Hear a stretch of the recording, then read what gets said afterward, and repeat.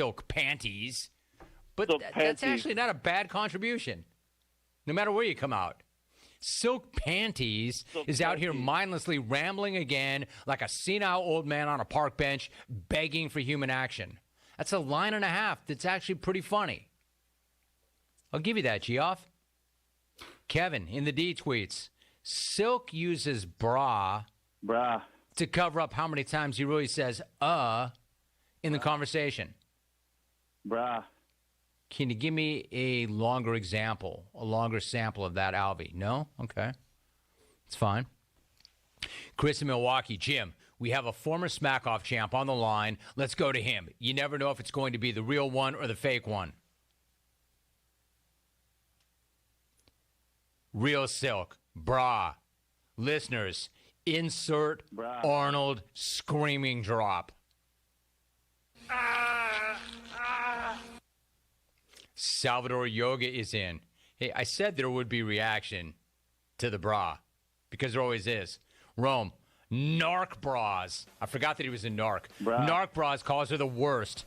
His calls sound like the annoying friend we all have who jams up your answering machine with a long-winded soliloquy about his day. I would much rather hear a call from Fake Silk. Come on! Come on.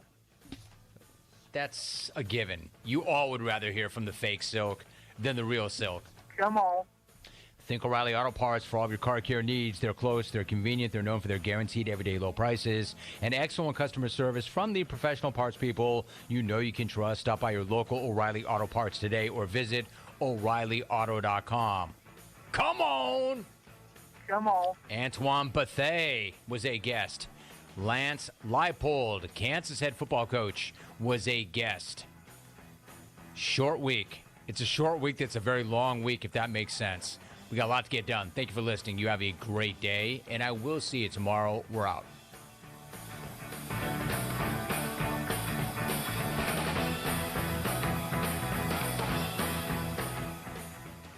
Clones, listen up. Not all beef jerky is the same. In fact, there are major differences in quality from one brand to the next. Old Trapper is a better way to snack, chock full of good protein to satisfy your manliest hunger cravings. Every bite is better for you and higher in essential protein than chips, sugar-filled energy bars, and candy. Old Trapper in the Clearview bag is the world's finest jerky, made with only the best ingredients. So ask for Old Trapper by name because no other jerky compares. Old Trapper, what's your beef? O'Reilly Auto Parts is here to keep your car on the road with our free loaner tool program. Your local store has more than 80 specialty tools available to rent for your next repair. Refundable deposit required. Ask our professional parts people about the loaner tool program today at your local O'Reilly Auto Parts store or visit O'ReillyAuto.com. O'Reilly Auto Parts. The best burgers around. Everyone loves a thick, juicy, and fresh burger. Tiebreakers in Greenville, plus the all-new Tiebreakers in Winterville do real burgers better than anybody. So don't just go to any burger-themed restaurant chain. It's time to break the chain and eat local. Tiebreakers, real burgers at its best. Everybody loves burgers.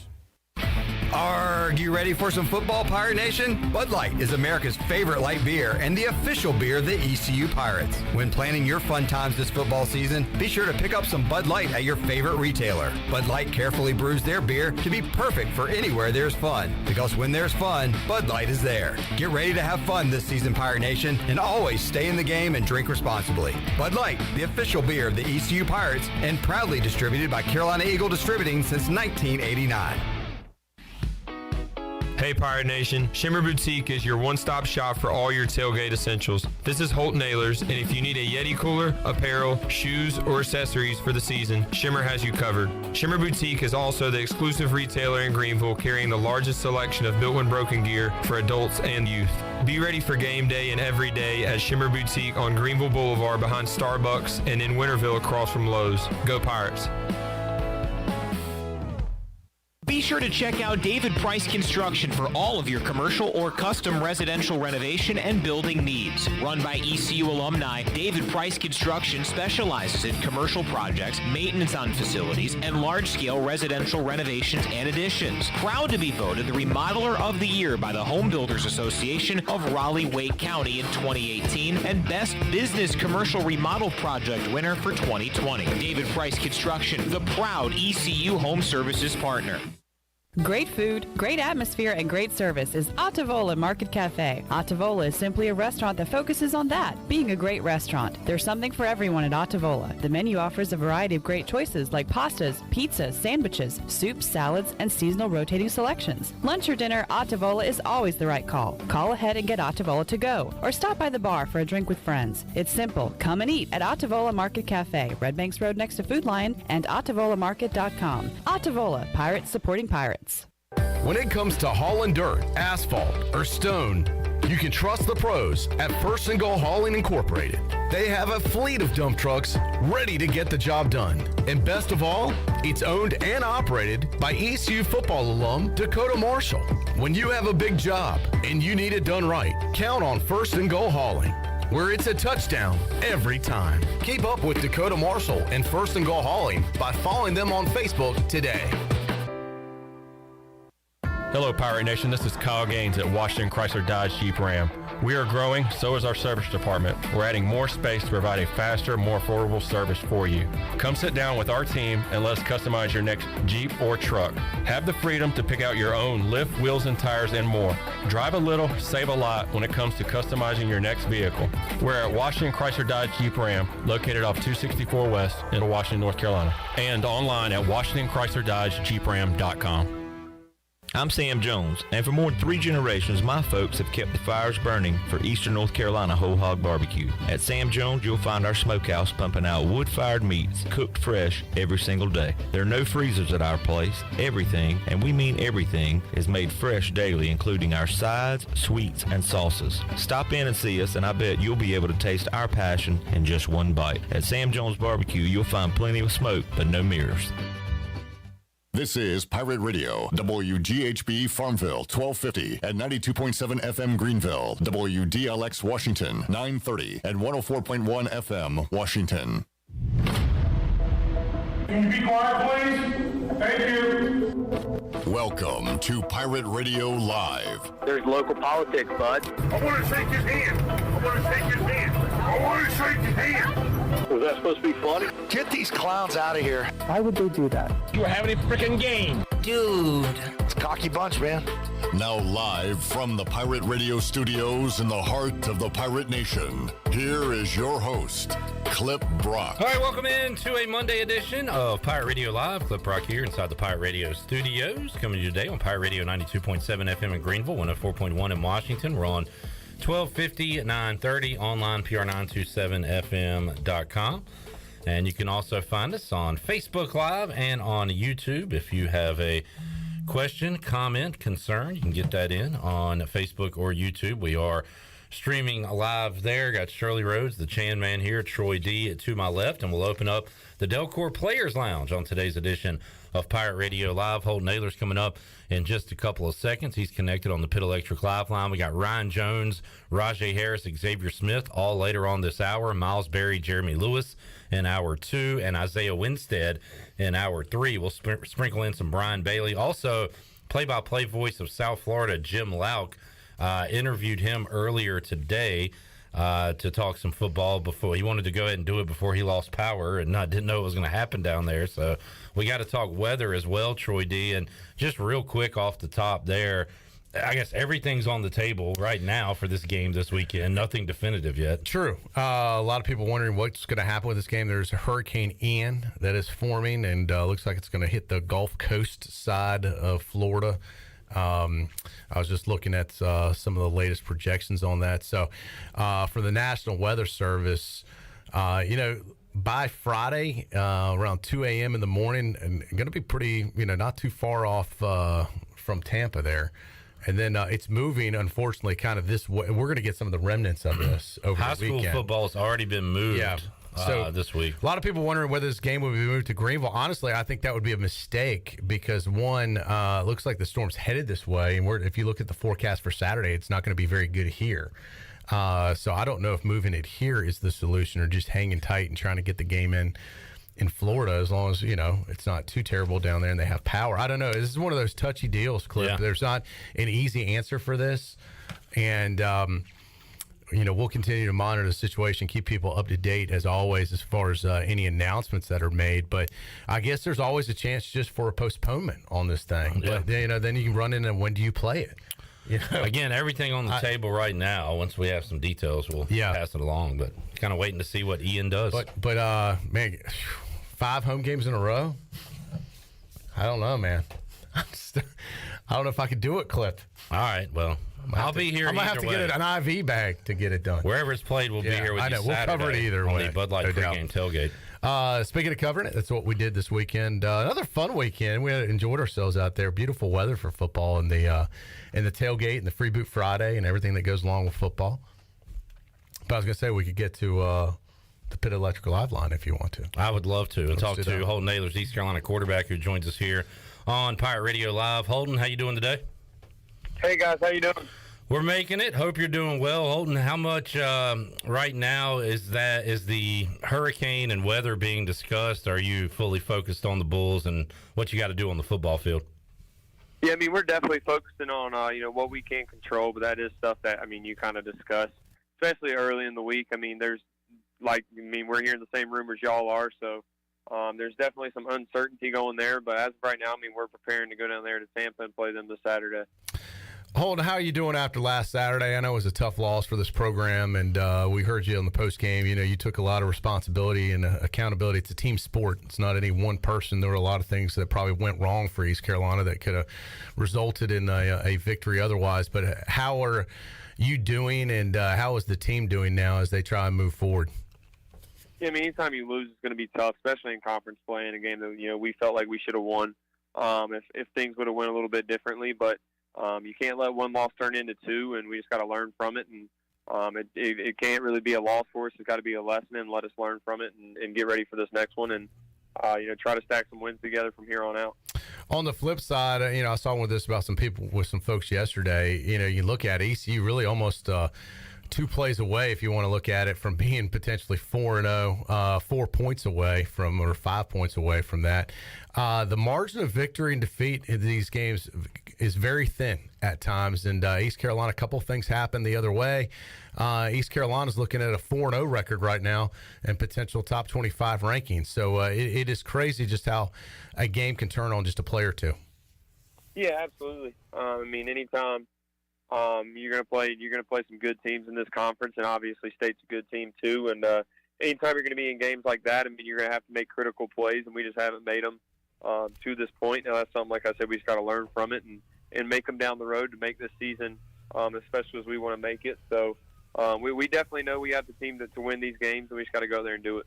Holton Ahlers joining us, Pitt Electric Live line. Holton Ahlers on Saturday night, 22 of 34, 267, 2 touchdowns, and 1 interception. And, of course, that interception, Holton, came late in regulation. The old Cardinal sin, don't throw across your body. Almost looked like you knew immediately after you did it what happened there. So I'm sure you've looked back at it, what could have, should have gone right on that play if you didn't make that throw. Yeah, I should have just took it. I probably would have got tackled or sacked there, but I was scrambling. I should have just ate the ball. Let's call it a timeout and get on to the next play. And I think there was 25 seconds left at the time. We were at the 50-yard line, so obviously we had to get some yards in a short amount of time. But should have just got tackled there and or made as many yards as I could, because I was about to get tackled there. That's kind of why I threw it. One of the reasons that I threw it, I definitely shouldn't have thrown it. I just took the tackle, took the timeout, and then just kind of went on from there.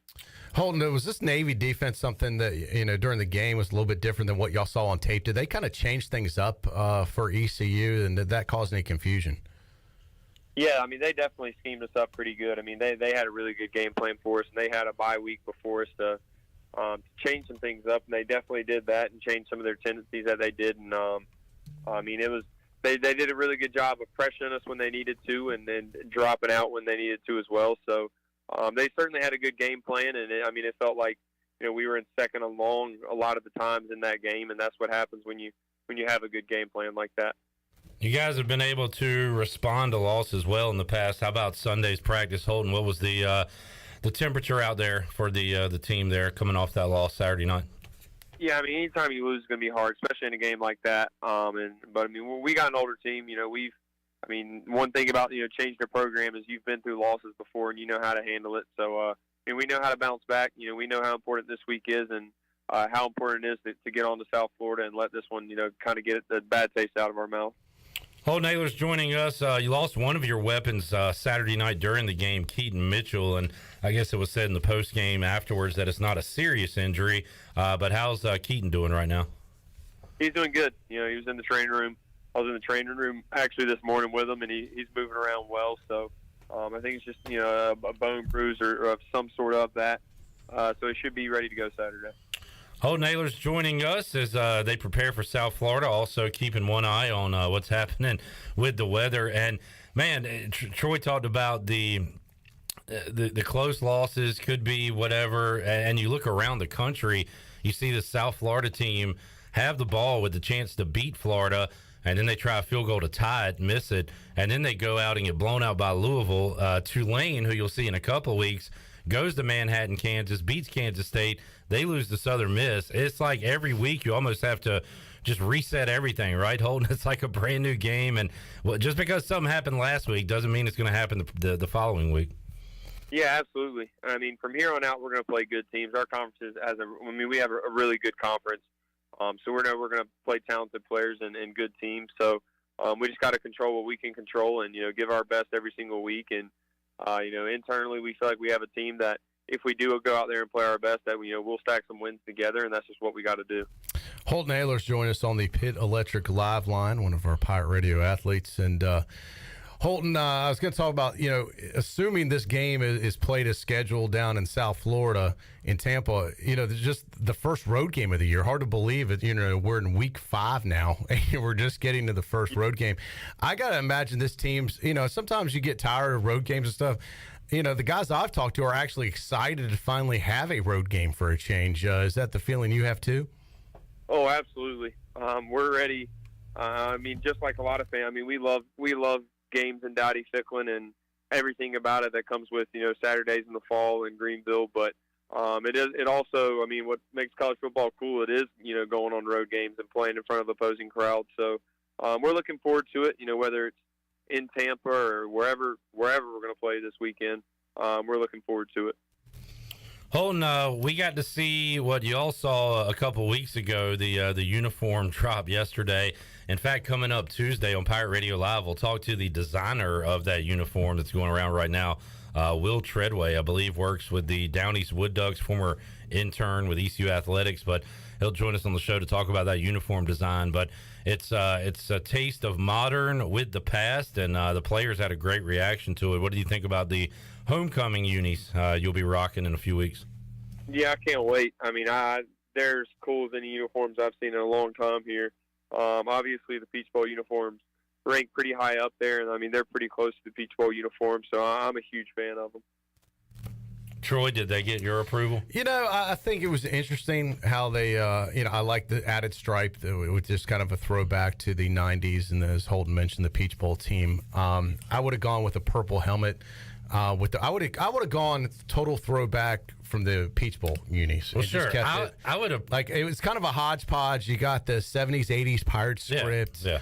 I don't like the Pirates on the front. I would have liked the East Carolina, which was what used to be on the jersey. You want a Peach Bowl throwback? No, it doesn't. But I would have gone East Carolina.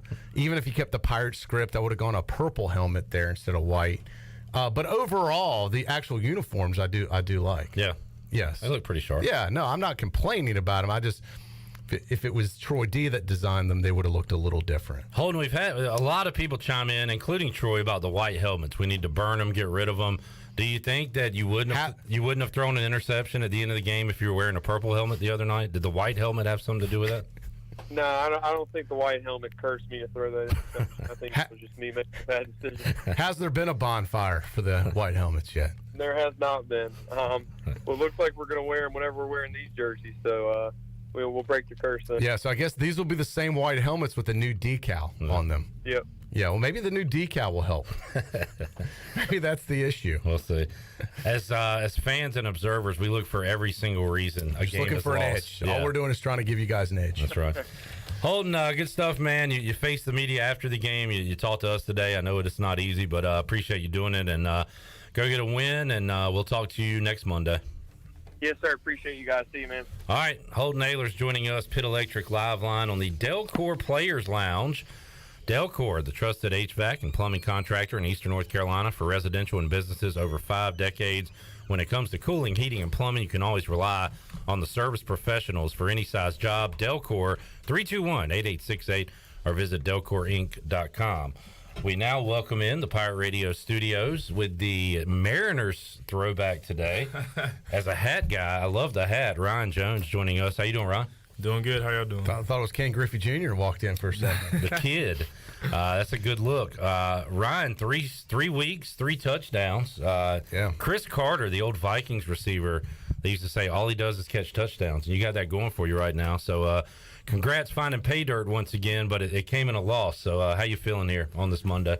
It's definitely tough coming off a tough loss like that. I mean, just looking at the film yesterday, I mean, it looks like we're doing stuff the right way. So, I mean, we just have to find a way to just finish out these games. And it felt like the offense had a lot of momentum going into this game. And I don't know if it took a step back, but for 1 week, that Navy defense looked pretty tough. You had 4 catches, 48 yards, and a touchdown. Isaiah, a huge game for him. We'll talk to him later on. But I don't know. Did you feel like a step back was taken this week, or do you still kind of think you got something going there on the offensive side? We still have something going. I mean, this Navy had 2 weeks to prepare for us. So, I mean, that obviously had them they had a little advantage on us. But, I mean, we just we had plays we had to make. So, I mean, we have some corrections to make on the offensive side. So, I mean, we're going to do that this week and just prepare for South Florida. Oh, Naylor's talked about being an older team, and that does help a little bit when you do suffer a tough loss like this. Heck, you've already had 2 tough losses this season on field goals at the end of the game. So you just kind of show up to work. Isaiah said earlier in the year, you got to show up, win or lose, right? So you just show up. How'd it go for you yesterday at practice when everybody got back together? Yesterday was good. I mean, definitely having an older team. The older guys are leading. So, I mean, the younger guys are following suit. So, I mean, we know just from playing and having experience playing college football, just you can't dwell on losses too long. Because, I mean, every week you have opportunity to win, change the narrative. So that's what we're planning on doing. Ryan Jones joining us inside the Players Lounge, tight end for ECU. Ryan, I know it's still early, but probably starting to take a look at this South Florida defense. What are you guys, what tendencies have you picked up? What are you noticing when you look at the tape? They play a lot of cover 3. They have a lot of guys coming back from last year, but some of their primary guys are gone. So, I mean, they have a talented defense. So, I mean, we're going to have a challenge this week. So, I mean, we just have to come ready to work this week and be prepared for where we play Saturday.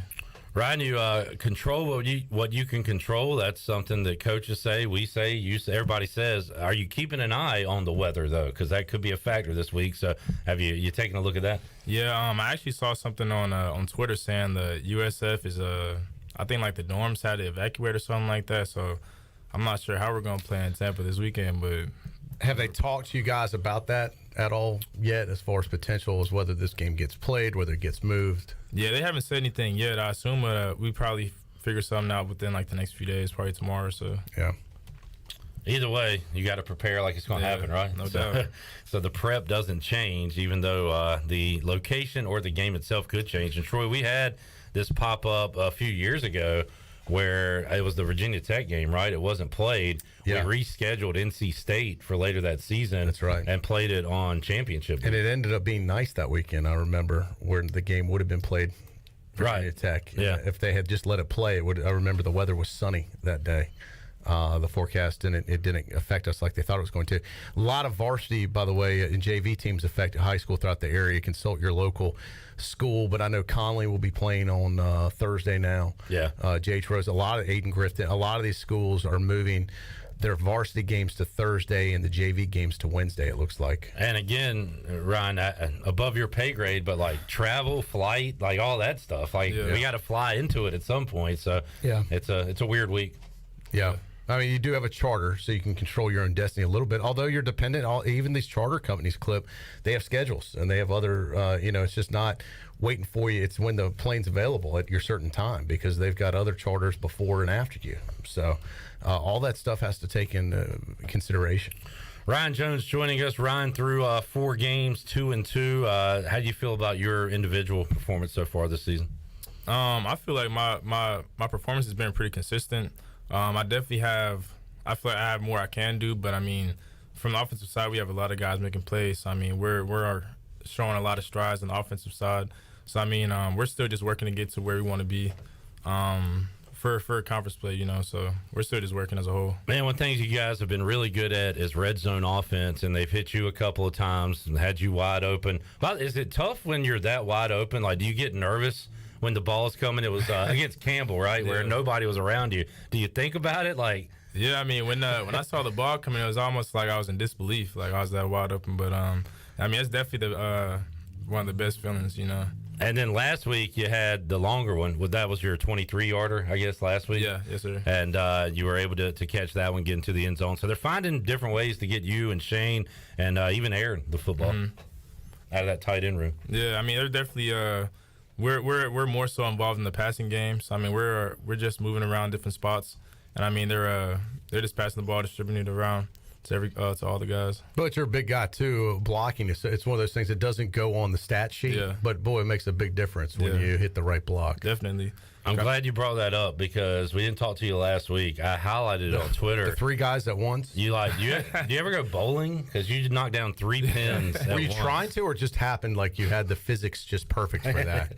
Really, I was just trying to play hard and finish the play. So I mean, when you do that stuff, good stuff happens, So you got one guy head on and took him down pretty good, and the other 2 just kind of. Did you see it in real time, or did you have to go back at the tape and realize what happened? Yeah, I saw it because I ran one of the guys into someone. I didn't know it was 3 until I looked on tape, but yeah, I mean, that's just that was a freak play, but just playing hard, stuff like that happened. Add that one to the resume for NFL teams. Yeah, no doubt. That's a helmet sticker block right there, as far as I'm concerned, Clip. But yeah, you guys, Shane and Aaron, and the job he does, that is a room that has really been built since Mike Houston's been here. It was rather empty. It's crazy that Xavier Smith, Jeremy Lewis, those guys were the tight ends a few years ago, and now they're our star defensive players. Yeah, I mean, we have that just shows the type of athletes we have on this team. We have guys that's playing offense at one point now, balling out on defense this year. What you can relate to, coming from the defensive side to the offensive side.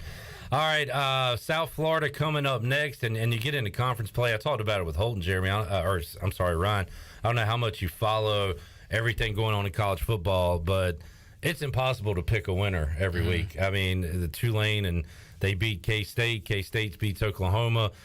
South Florida almost beats Florida. Then South Florida goes out, gets crushed by Louisville. I mean, ECU loses the Navy. It happens. Yeah. So you got to be really ready to go every week, right? Yeah, every week it's you just have to come with that right mindset. So I mean, everyone wants to win every week. So I mean, you can't overlook or underlook an opponent. Ryan, good stuff, man. We'll let you get back to work. You still having fun? Yeah, no doubt. No doubt. That's important. Got to get back to winning. Yeah, well, keep up the good work. You're having a great season, and wish you the best. Hopefully they get this game in this weekend. Yeah, yes, sir. Thank you. Thanks, Ryan. Ryan Jones joining us, East Carolina tight end. We'll take a timeout. Got Rahjai Harris joining us at around 3:30, and Xavier Smith later this hour as well. We'll be back with more on Pirate Radio Live, Players Lounge edition, presented by Delcor after this.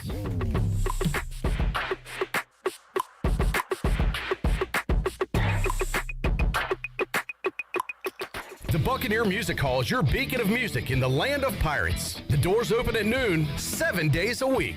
And the Buck has live music every night, along with football. Monday is open mic night, the first Monday of each month. Tuesday, it's karaoke with DJ Captain Morgan. Wednesday, it's acoustic night. Thursday, it's the dance party with DJ Kid Scene and live music every Friday and Saturday night with the best bands on the East Coast. Follow the Buck on Instagram for information and schedule of events. This season, party like a pirate at the Buck.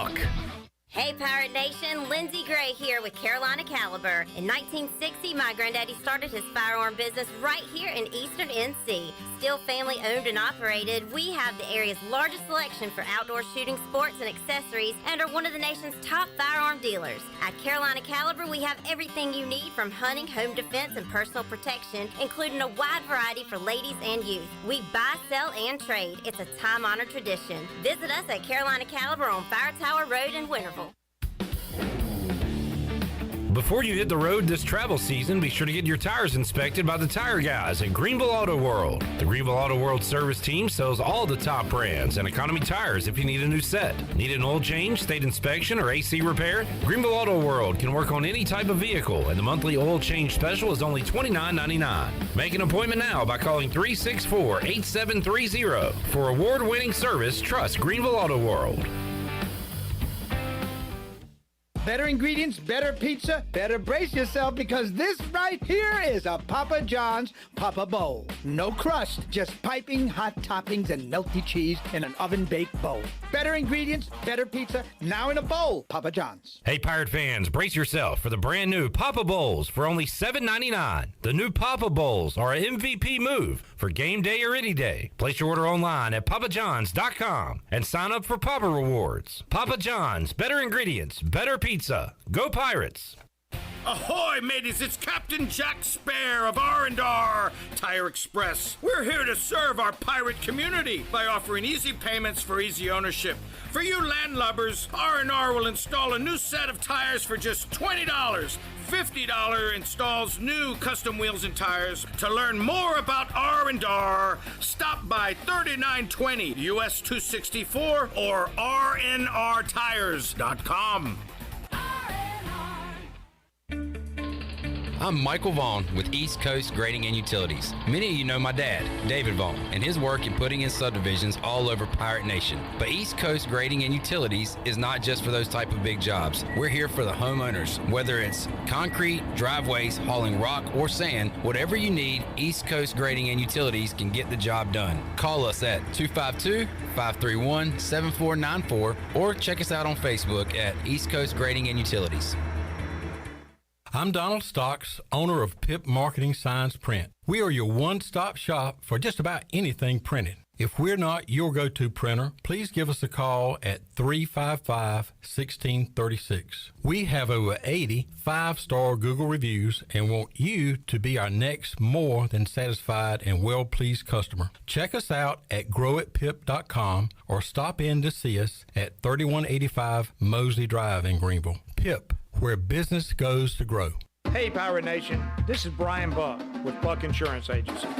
This season, when you attend your favorite sporting event, take the game day pledge. If your team is playing, win or lose, support your team to the end of the game.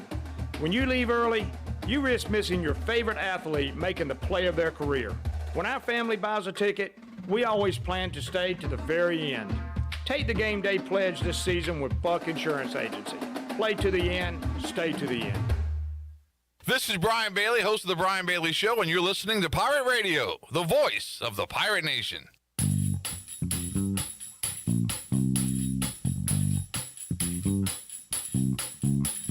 You're listening to Hour 1 of Pirate Radio Live. Do you need custom t-shirts, apparel, or promotional items for your business, organization, or event? Keep it local. Print it local with University Sportswear. Contact them today at universitysportswearenc.com. Now, back to the show. Welcome back. Tommy's Express Car Wash. Come experience the difference at Tommy's. Now open at the corner of Greenville Boulevard and Red Banks Road.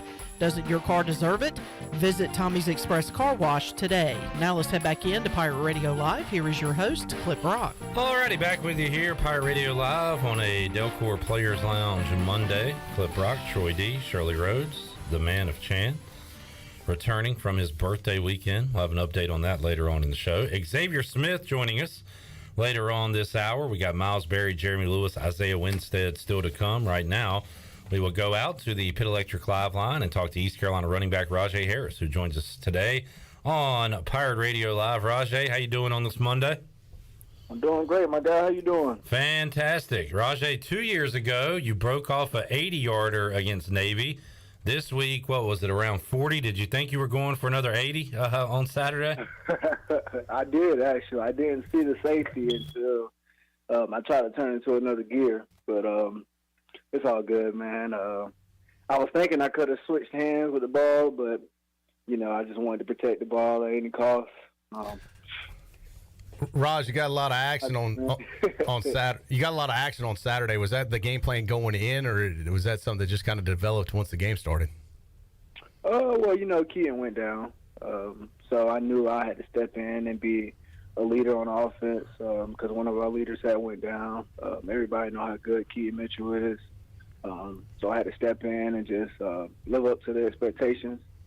Which it wasn't no problem. We practiced like we both were one. So, I got in there and did what I had to do to, try to get the win. But, we fell short. But it is what it is. It's a new week.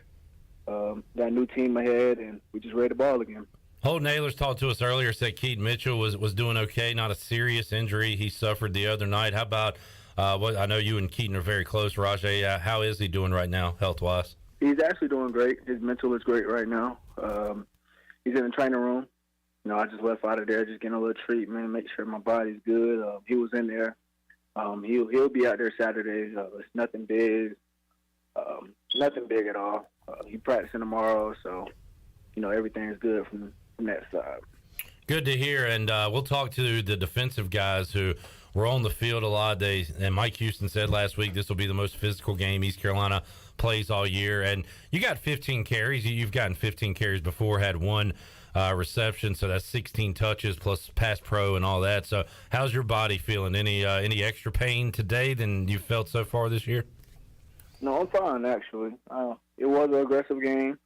We knew that going in, but, we want to say we're aggressive too. So, every week we try to be aggressive. So it's nothing really new, other than the linemen probably on defense. They got cut a lot. So like Coach Houston said, it's going to be a physical game. We already knew that, though, going in. But I'm pretty good, man. I ain't hurting too bad nowhere. I just get treatment every other day just to keep the body good for a long time. Raj, your attitude always so positive and infectious with folks in a great way. How's the rest of the team, especially kind of Saturday night after this game? How, obviously probably not happy about the loss, but now that we're a couple days away from it, how is the attitude of your teammates here? Are they as upbeat and as positive looking forward as you are? It's crazy that you say that. I believe everybody has moved ahead. They'll flip the page from Saturday. Yes, Saturday was crazy. Everybody came to the locker room. It was quiet. You know how it is to lose. A very close game like that. So yeah, it was very odd. Because we wanted to be celebrating Saturday, but everybody flipped the page Sunday. We went out there to practice, smiles on people's face, on people running around, just chasing that 1%. And it's just like you said, man. It's just positive. That's what we needed because when I first got here, we lose, hang our heads, we still thinking about it on Tuesday, Thursday, and that's no good. So being a leader, yes, I'm always positive, but not just towards football. I'm positive in every phase of my life, because I have younger brothers, younger sisters looking up to me, so just being a positive person, man, it take you farther than football. Sometimes, Troy, we need Rahjai just to talk to him on Mondays to give us a pep talk. I know. Actually, he makes me feel better. Rahjai, the Commanders got killed by the Eagles yesterday. Anything you can say to cheer me up on that? Man, I'm still thinking about Jimmy G. Yeah, it didn't go good for you last night, did it? That was pretty rough. Rahjai, 15 carries, 75 yards for you the other night. You busted off that long 41-yarder, but man, a lot of times it was almost like you were running to a brick wall. That Navy defense was prepared, and Ryan Jones said it a moment ago, had an extra week to get ready for you guys. So I don't know, were you surprised at all? I mean, what was Navy doing so well defensively to kind of keep you in check outside of that big one that you hit? There was a lot of slant up front. A lot of slant and blitzing a lot. They blitzed a lot, which we kind of figured they was going to blitz us, but we didn't know they was going to blitz us like they blitzed us. So, it was kind of surprising that first half. Second half we did some adjustments. we'll try to hit them with some things. But, like Ryan said, they had 2 weeks for us. So, every play that we ran, it's like they knew it, So we're just going to have to do a better job at, just running plays out of different formations and just mixing it up a little bit. But, overall, that's a good team. A lot of people seen their record 0-2 and thought that we were just going to go out there and slap them, but you seen how that went, But just a new week, new opportunity, new challenge. So I think everybody be ready. Rahjai, it was great to see Isaiah Winstead reach the end zone. He had done everything this year but score a touchdown, and he had a long catch and run and showed some emotion. Yeah, gave a salute. I saw that. I heard you ask Cliff what he was going to do, and he said nothing. He did something. Yeah, he showed some emotion, and Isaiah is, and we don't know him well. You do, Rahjai, but seems to be a quiet guy. In fact, when I talk to him about non-football stuff, he opens up more. So I think today I might just talk about non-football stuff for most of the chat. But what kind of guy is he? I mean, can you get him to open up at all, Rahjai, or is he just a quiet guy? No, he's actually pretty goofy. He's a pretty goofy guy. He's quiet. He is. If he don't really know you as well, it took me about a month just to get him to open up to me. Yeah. He's a cool dude, man, and he's a freak on the field. He's a freak. He catches everything. He's run great routes. He's humble. It's just a blessing to have him, beside me, just knowing that he's going to work, and just, like I said, lead. The leadership piece of this team is just out the roof.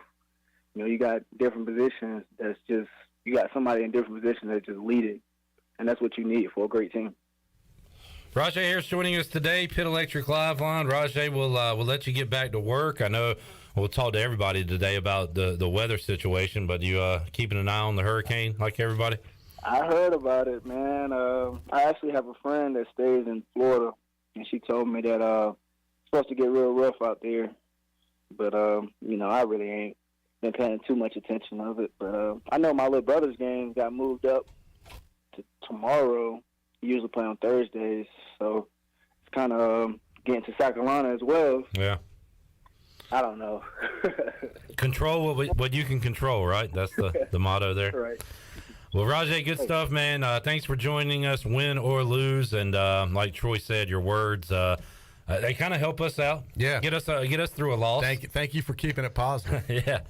So we appreciate it, man. Positive, man.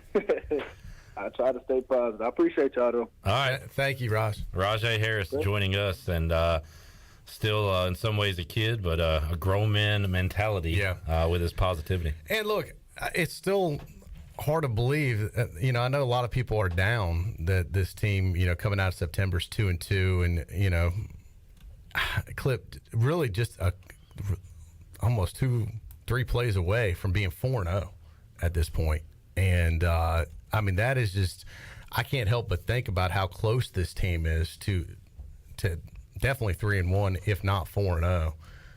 For one play here or one play there, and it's a tough deal, because I think this team has still tremendous potential this year. I think they still have tremendous potential to have a great season, and still a lot to play for. And it kind of feels like, I think last year they kind of got out of the gate a little slow, but then really kind of turned it on in the second half of the season. And I think, I think there was a lot of people quick to get down on the quarterback or some other players, but man, let's see how this thing plays out. I think that the jury is out on this team this year, and I think if they can come together and keep it positive and stay focused, that they could still have an amazing football season.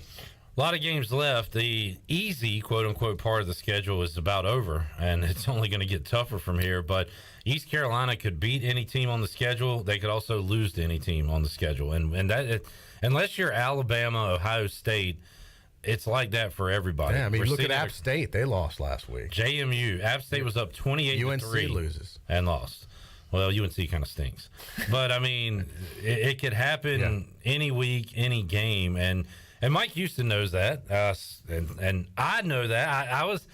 I thought East Carolina had enough offense to go out and beat Navy, and I was disappointed because I thought they took a step back on Saturday. Yeah. But I did know, I mean, we felt kind of uncomfortable all last week with Navy. We always are, you know? I was talking to Chancellor Rogers about this at our tailgate zone. He hung out for a while with us, and he was asking me what I thought about Navy, and we were kind of shared the same opinion that, you know, and he brought up, it's still Navy. They make me nervous. We've traditionally struggled with Navy, and it's just hard to believe that we're a 17-point favorite because this is Navy. And I feel like it's almost a self-fulfilling prophecy sometimes. Like, we get so worked up about Navy, and we struggle with them year in and year out. It's the perennial thorn in the side, if you will.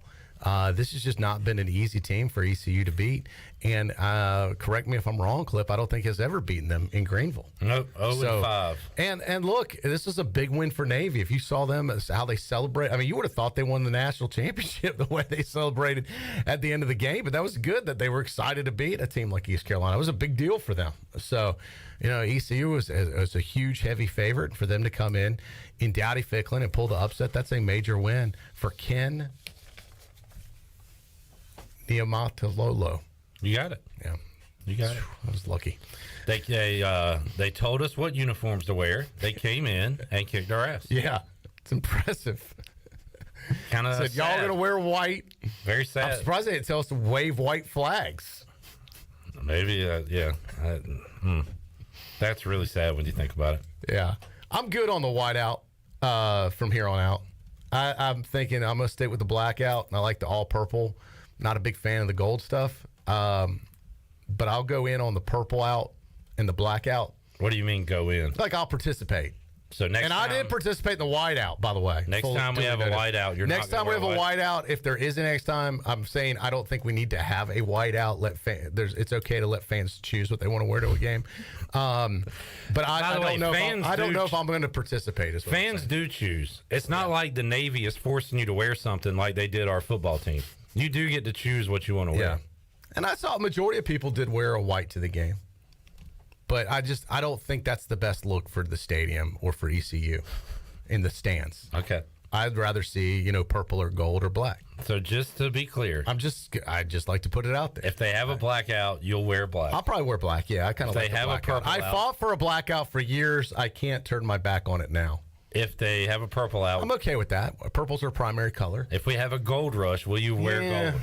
50-50, probably not. And if we have I did wear gold shorts. If we have a white out, I'm out. I'm out of the white out. All right, there you go. Now I will. Hey, look, I'd rather they do like a silver color than a white out.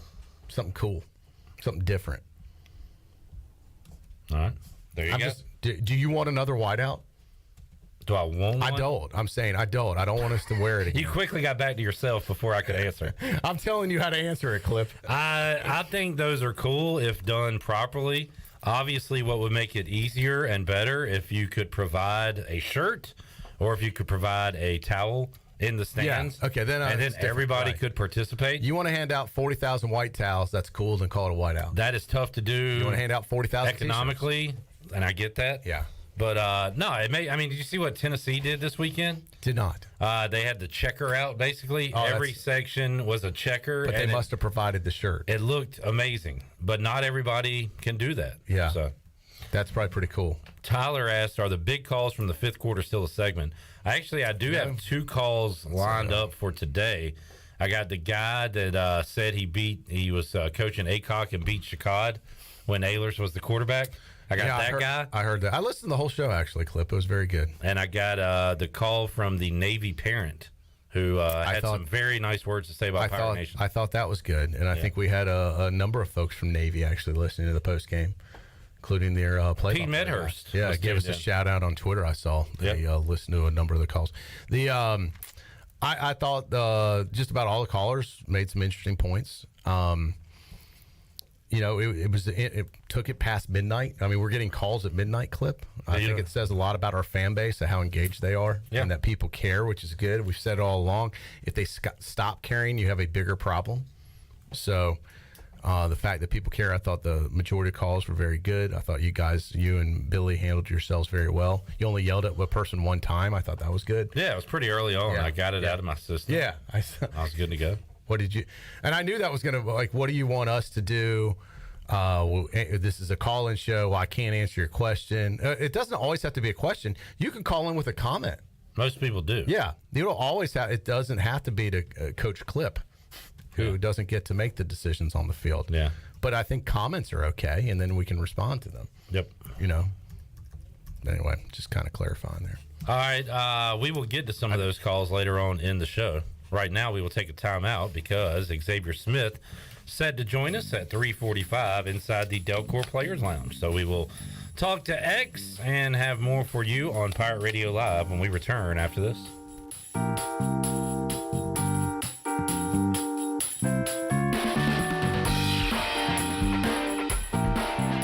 So how does short points work? Well, like Jersey Mike's, 6 regular number 13s plus 3 giant number 7s equals a free regular number 13. So Pepsi and Lay's now earn more points towards free subs. That adds up. Exactly. Download the Jersey Mike's app and earn rewards towards free subs with every sub, Pepsi, and Lay's you purchase.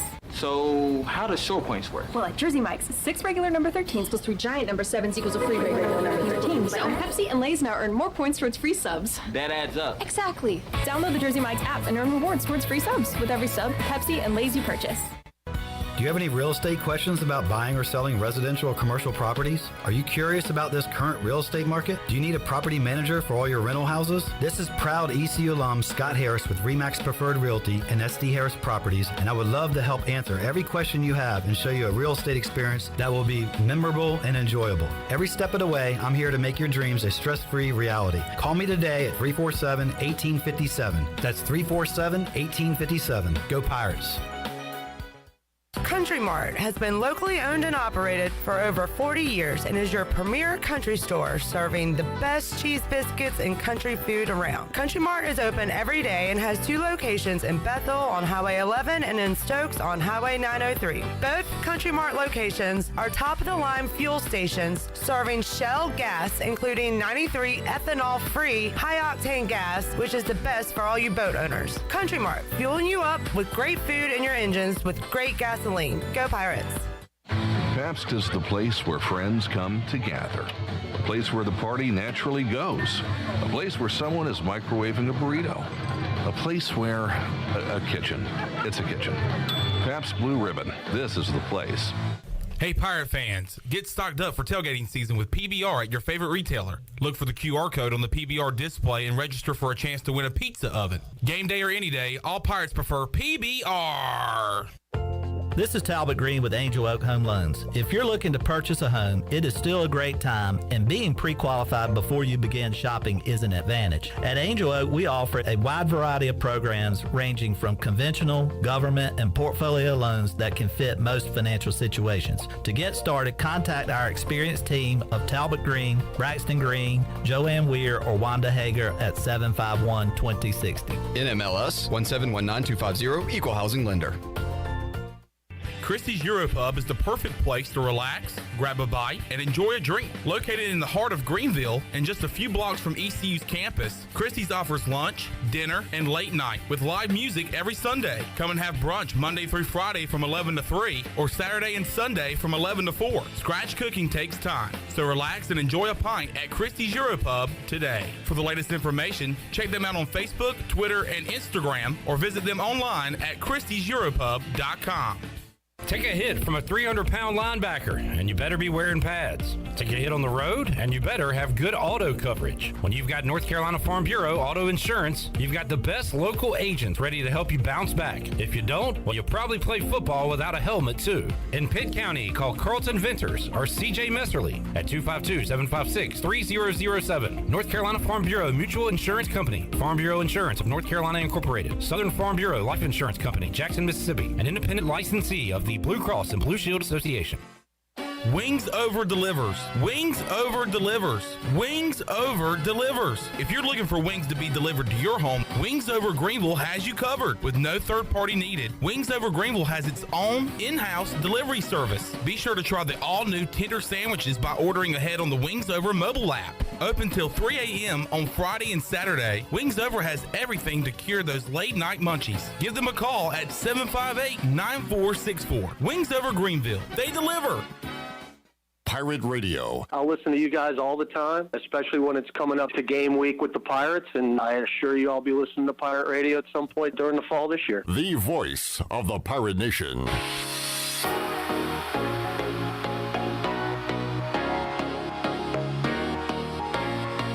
You're listening to Hour 1 of Pirate Radio Live. Do you need custom t-shirts, apparel, or promotional items for your business, organization, or event? Keep it local. Print it local with University Sportswear. Contact them today at universitysportswearenc.com. Now, back to the show. Welcome back. University PC Care has been Pirate Nation's go-to IT expert since 2006 and are the local tech support experts for any of your business needs. Let University PC Care take care of it so you can take care of business. Visit universitypccare.com to learn more today. Now let's head back in to Pirate Radio Live. Here is your host, Clip Rock. Back with you, Pirate Radio Live here on a Monday. We need more people out there like Rob Goodwin on YouTube, who says, pillage the like button. 37 freeloaders. Liking is free. And he's right.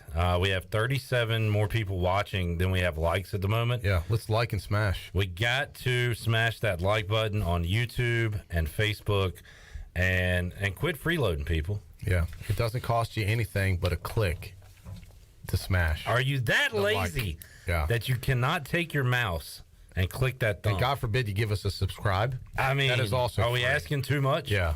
Friend us up. Louise. Follow. Can you help a brother out here? Help us out. Yeah. Thank you. All right. Just to get that out of the way. Thank you for those of you that have responded. Of course. And we appreciate your likes and views. Yeah. Xavier Smith. There's a guy we like to hit the like button on. That's right. Yes, sir. If Xavier was watching, he'd hit like. I did 10 likes. 10 subscribes if I could. If he could, he would.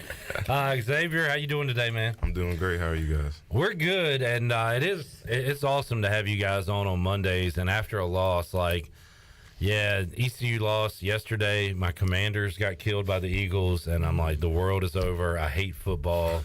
I need to move on. And you guys are on to the next one. You got to stay positive. You got to stay focused. If you don't, your whole season comes crashing down, right? Yeah. So, I mean, you guys have to have that mindset, and you upperclassmen certainly do, right? Yeah, for sure. I mean, that was a tough loss Saturday, but, you can't dwell on the past.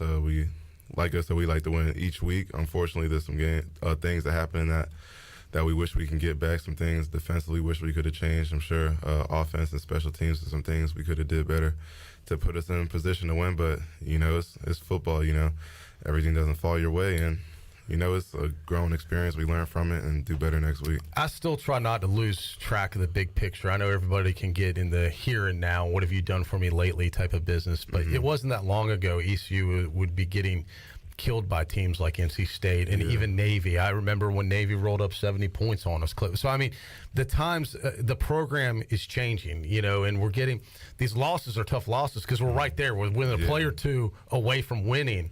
But that's a lot different from getting blown out and what it wasn't that we're not that far removed, which you were a part of some of these games. Xavier. So that the big picture, the program's moving in the right direction. Obviously, people would have loved to see us being able to finish, but getting close to getting these, taken care of and really kind of taking this program the next step. Yeah. I mean, it's just day by day. You can't focus on anything but the now, and that's what we try to do. Coach makes us keep the rat poison out. He calls it rat poison, the media, fans that, criticize, and we just keep our focus on the team and what we can do to get better.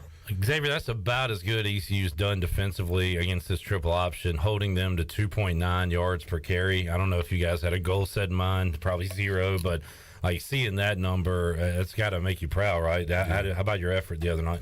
I mean, yeah, we knew what kind of ball game it was going to be, and, that's kind of our identity now, playing hard. Defensively, we try to keep all our opponents off the board as much as we can, do anything we do to put the team in better positions and help the offense out. And, we just try to work hand in hand to win ball games. And, we just try to do our best. And that run was getting shut down, and they went to the air. And we saw Navy throw the ball more than they usually do, 7 out of 10, 152 yards and a touchdown. It's something you always got to be aware of. But they threw the ball a little more than normal on Saturday. Yeah, I mean, it's Navy. It's hard to defend that. just when you expect some, boom, they come out with something you never seen before. Like they did something I ain't never seen. This is my 5th year. I was like, dang, I ain't never seen them do that. So it's like a lot of adjustments on the run, sideline adjustments. But, we just got to get better. Xavier Smith joining us. Xavier, how about defensively, where you feel like you've done a good enough job, and they do hit you with that pass play? You just gotta, I don't know, let it get out of your mind and move on to the next one. Also, I wanted to ask you about the chop blocking, the cut blocking they do. There's a new rule now; you can only do it in the tackle box. Mm-hmm. So was that any different out there? Your knees any better today, maybe than past meetings? I mean, I don't know. Like, I swear I got chopped illegally a couple times, but, I'm not a ref. I don't really know how that rule plays. But as far as, like, compared to last year, I didn't get cut as much, but I still did get cut. So I wasn't really sure, like, what was the rules, what was the boundaries with that, especially with Navy. But, Well, I even heard Blake Harrell last week during his press conference say they've been called for it a few times, other times they haven't. It was almost like he was already talking to the refs, like, watch out for this. I'm asking the refs. I'm like, hey, ref, can he do this? Like, with the new rule, what's the rule? Because will the ref talk back to you during a game? Or I always talk to the refs. Speaking of the refs, did you talk to them about that targeting call? Because that really just looked like a good football play to me. Yeah, I mean, I can agree with you guys 110%. We were all on the sideline 100% confident it wasn't going to be called, but like I said, we can only control what we can control. I couldn't believe they reviewed it and then still called it target. Yeah, I was like, what are they reviewing? This must have been a different play. I really don't think that was the intention at all, and I think he hit him with his shoulder, and the momentum might have taken his head in a little bit, but that wasn't a true targeting. I did not think so, in my opinion, nor Tony Collins or anyone else I was around. Yeah. Other than the ref, I don't know if anybody thought that was targeting. Yeah, I'm not sure what they were looking at, but they make mistakes, as we know. Control what you can control. Yeah. Speaking of which, control what you can control. You cannot control the weather, Xavier, I don't think. If you could, it would be cold all the time, right? Cold, nice and comfy, so I can wear my hoodies. But you look like it's going to be 30 degrees when you leave the studio. What did you say you kept the temperature at your place at? Like 62. 62? Between 62 and 65, depending on how I want to sleep. I do have some breaking news clip here concerning the game. This coming now from USF. Okay. USF classes will be canceled starting on Monday, September 26th through Thursday, September 29th. At this time, the USF Hall of Fame induction ceremony on Friday at 6 p.m. and USF's football game versus East Carolina on Saturday at 7 p.m. remain on as scheduled. Okay. So this directly coming, we just put this out there on Pirate Radio social media and Twitter and everywhere else. As of right now, the game, 7 o'clock in Tampa, is a go. So I think that's a good sign. Looks like hopefully the Hurricane will definitely be out of there by then. It's just a matter of what flooding. what it leaves behind. But hopefully it's a little further. It's going to be west of Tampa in the Gulf. So we'll continue to track this thing. But as of now, according to USF officials, the game against South Florida is a go, 7 o'clock Saturday night. Do you know when you guys are supposed to fly out, Xavier? I mean, usually normally, Friday. Yeah, Friday. Yeah, I would hope. yeah, I'm I not don't think really that would sure. change. This is my first time knowing about the Hurricane. I'd be focused on football. That's how dedicated this guy is. He's like, what Hurricane? He's got blinders on. I was so confused. I was like, is the game canceled? What happened? There's some weather down there, and but it looks like as of right now, game on, but we'll have to wait and see. These things can change hourly, daily. So South Florida still planning a go there down in Tampa, get to play in an NFL stadium. You played in that one before, right? Mm-hmm. Yeah. Is that a cool experience for you guys? Yeah, I mean, 5th year, I got that excitement out, years ago. No big deal. Yeah. How's their locker room compared to like a college locker room? Like, is it a lot nicer? Yes and no. I mean, it's a lot more spacious and it's like a lot more of everything. Yeah, there's more lounge space, but I would say from what ECU's done, it might not be as big. But it's pretty nice what you guys have now. And I've been in some NFL locker rooms before. Like you said, they might be bigger, maybe, but we I don't got know like if more they're cool things. Yeah, I don't know if they're better. Right, Yeah. and I bet the Bucks, like South Florida, gets to use some cool stuff, and y'all got the away locker room was just like bare bones. Just like a away locker room. Yeah. Don't give them too much. Xavier Smith joining us. Xavier, you did a good job not to let the cat out of the bag on those uniforms last week when we asked you about them, but we got to see them yesterday. So pretty cool. You got the modernized with the old school. How do you feel about them? I'm excited to wear them, but I'm excited to win ball games as well. So hopefully it don't distract us from the purpose. That's what fans want to hear. Exactly. I don't care what they wear. I don't care if you wear it. Yeah. They can wear a plastic bag as long as they win. I know. We all feel that way. Guy that likes to say that. People love to say that. A lot of people think. But you know what they love to do too? Talk about uniforms, Clip. A lot of people. A lot of buzz on the uniforms. Yeah, we do too. We love them. Yeah. They, for some reason, think that you guys, like, if you wear something different, I always hear, if they spent more time practicing than worrying about uniform, like, Xavier's not up late at night worried about it. Well, that's not true. I think they dedicated all last Tuesday to just worrying about uniforms. And I think Coach Houston called off practice that day so we could have a worry time about the uniforms. So maybe these guys are right. Get your priorities straight, Xavier. More focus on football, I need to do that. Yeah, right. Less walk through, more worrying. It's amazing that I hear that all the time. Like, people, like these players can't focus on the game because they're wearing new uniforms. Yeah, it is crazy to me. Yeah. All right, anyway, South Florida, man, you've seen some good and some bad from them. They go to the Swamp and almost beat Florida. Then they get blown out by Louisville. So kind of an up and down team right now. But you seen anything from their offense yet? I haven't really dove too much into film. I just started actually this morning watching their film. But, I know that they're a great team. We played them last year. We know we did some things that, we capitalized off their mistakes. I know, they got this game marked up based off last year, and we just have to come ready to work each week, play the same each week. There you go. Good stuff. Anything else, Troy? No, I think we've covered it. Wish you the best of luck this weekend. Be safe down there. Enjoy yourself, and let's go get the W. Yes, sir. Appreciate you guys. Thanks, Xavier. Xavier Smith joining us today on the Delcor Players Lounge. Hour 1 in the books. We'll take a timeout, come back, talk to Miles Berry and Jeremy Lewis in hour number 2 of our show. That's ahead on Pirate Radio Live. Back with you after this.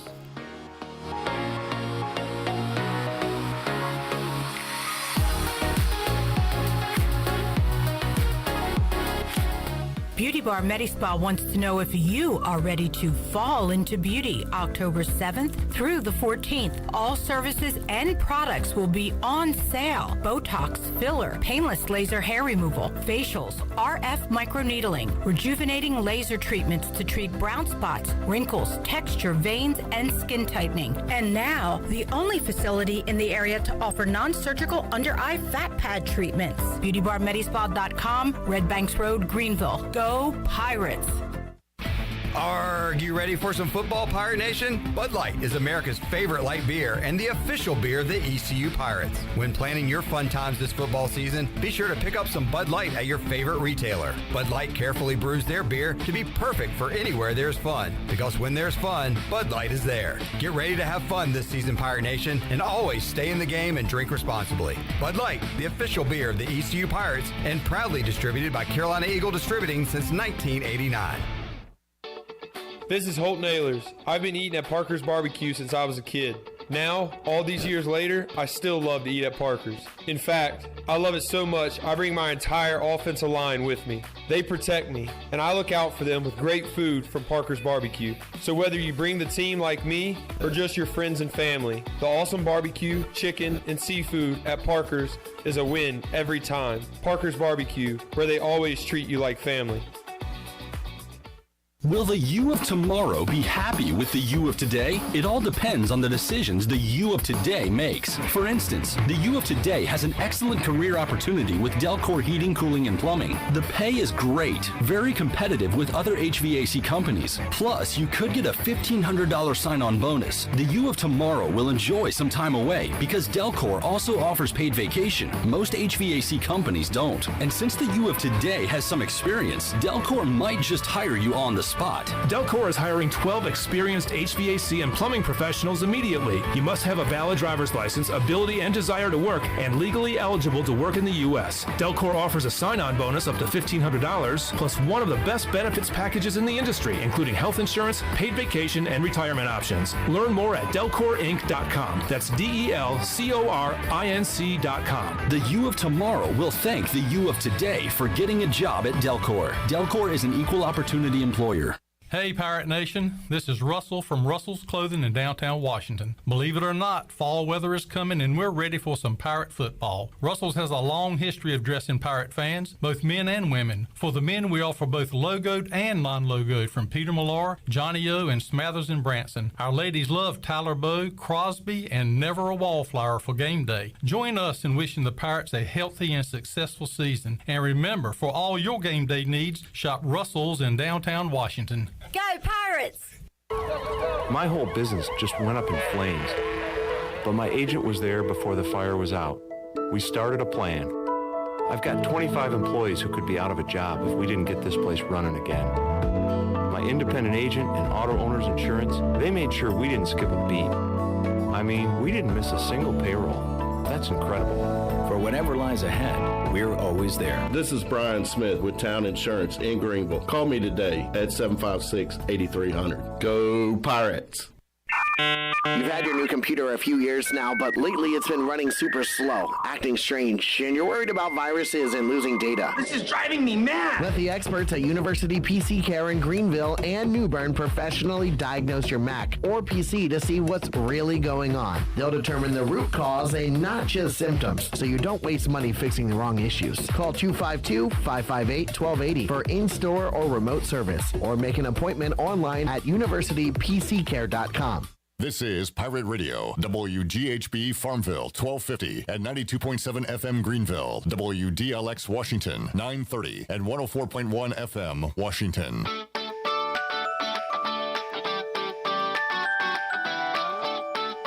This hour of PRL is brought to you by Tommy's Express Car Wash. Come experience the difference at Tommy's. Now open at the corner of Greenville Boulevard and Red Banks Road. Doesn't your car deserve it? Visit Tommy's Express Car Wash today. Now back to the show. Welcome back. Greenville Utilities Neighbor to Neighbor program provides help for those who need temporary assistance with their utility costs, and you can make a difference.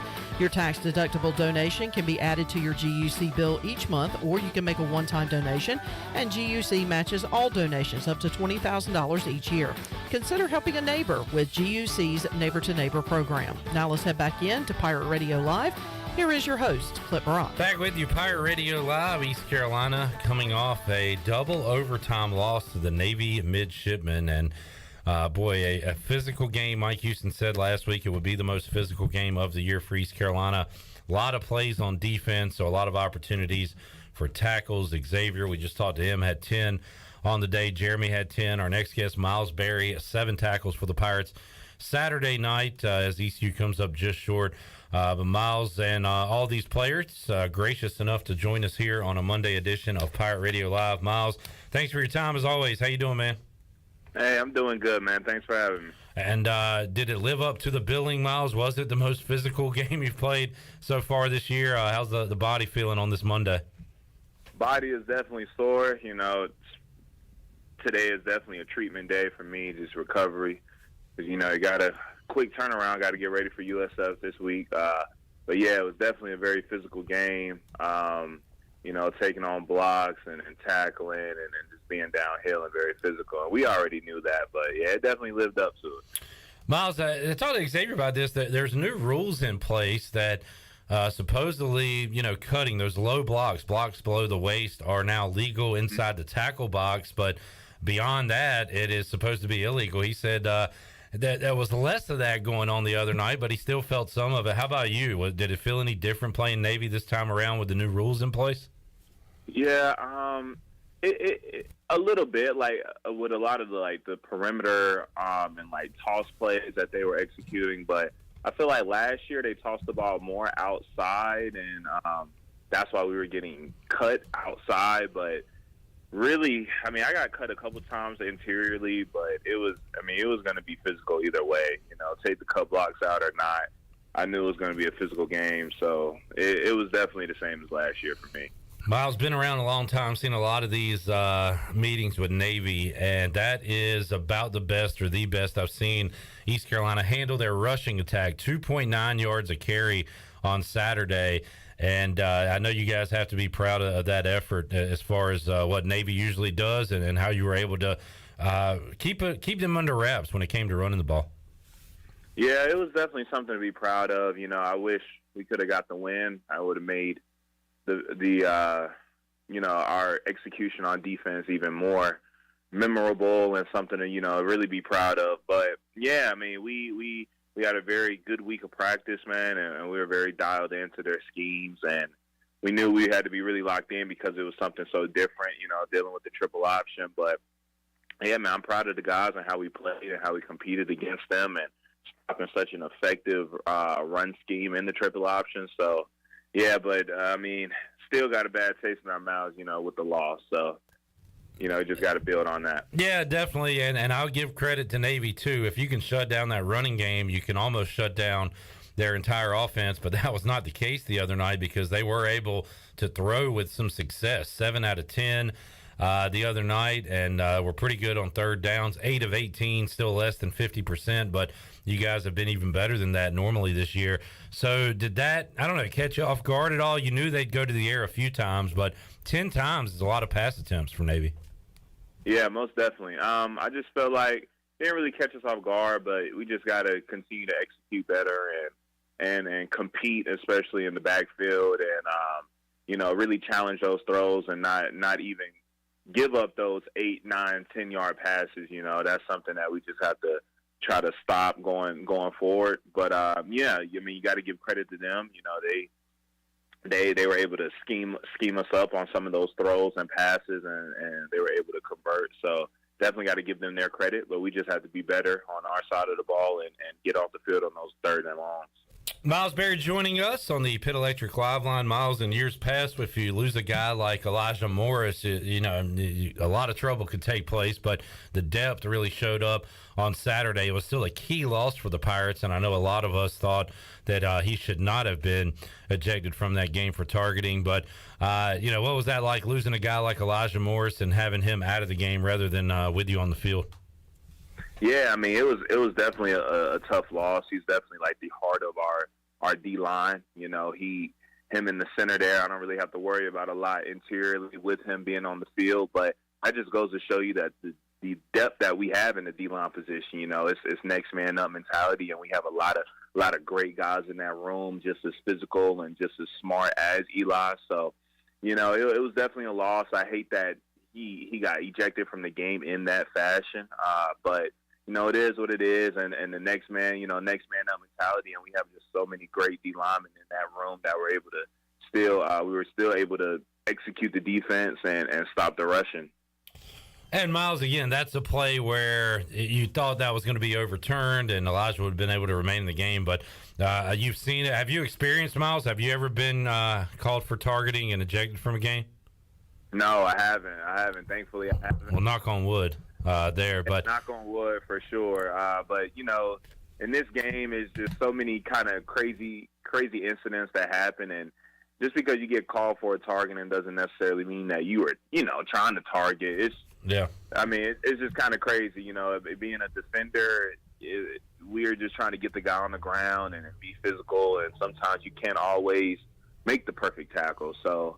But no, I haven't been in that position, and I hope I'm never in that position because I would hate to have to get ejected and lose playing time for that. Miles Berry joining us today, East Carolina, South Florida, 7 o'clock coming up this Saturday night. And as of right now, it's game on. It was announced earlier this afternoon by USF that classes at South Florida will be canceled today through Thursday. But at this time, the Hall of Fame induction ceremony on Friday and the game on Saturday remain as scheduled. So, Miles, you got a weather issue. We are no stranger to that here in eastern North Carolina with hurricanes rolling through. And right now, there's one in the Gulf that could affect Tampa and parts of Florida. And really, it's going to affect the East Coast because we've already had some high school games moved around here, moved up a night or two. So we're keeping an eye on that. You got to focus on the game, but is that something you're also kind of looking at right now? Yeah, it's something that we're looking at very minorly. Also, that's something that we can't really we have no control over, especially players. So our main focus is USF. We're dialing in on their schemes and getting ready to play a great game against them. They're a good football team, so we're just dialed into that, and then we're surveilling the weather and we're staying up to date with that, but. It's not really our focus. we're just trying to stay focused and get a big conference win this weekend, and whatever happens with the weather. Miles, you said last week that being on the road wasn't going to be the worst thing in the world for you. You were kind of ready to mix things up. You've been at home all month, so you'll get a couple of travel days in. What kind of plane rider and traveler are you? Are you listening to music, watching movies? What are you doing on the plane? Yeah, it kind of depends on how long the plane ride is. Usually our flights are no longer than 3 hours, so I'll probably download a movie or download a couple episodes to a show, or just if I'm kind of tired or sleepy, I'll just put some music in my ear and go to sleep. But yeah, I'm looking forward to the away games. I love Dowdy, but I love going into enemy territory and being able to compete and see a new setting. So I'm looking forward to it.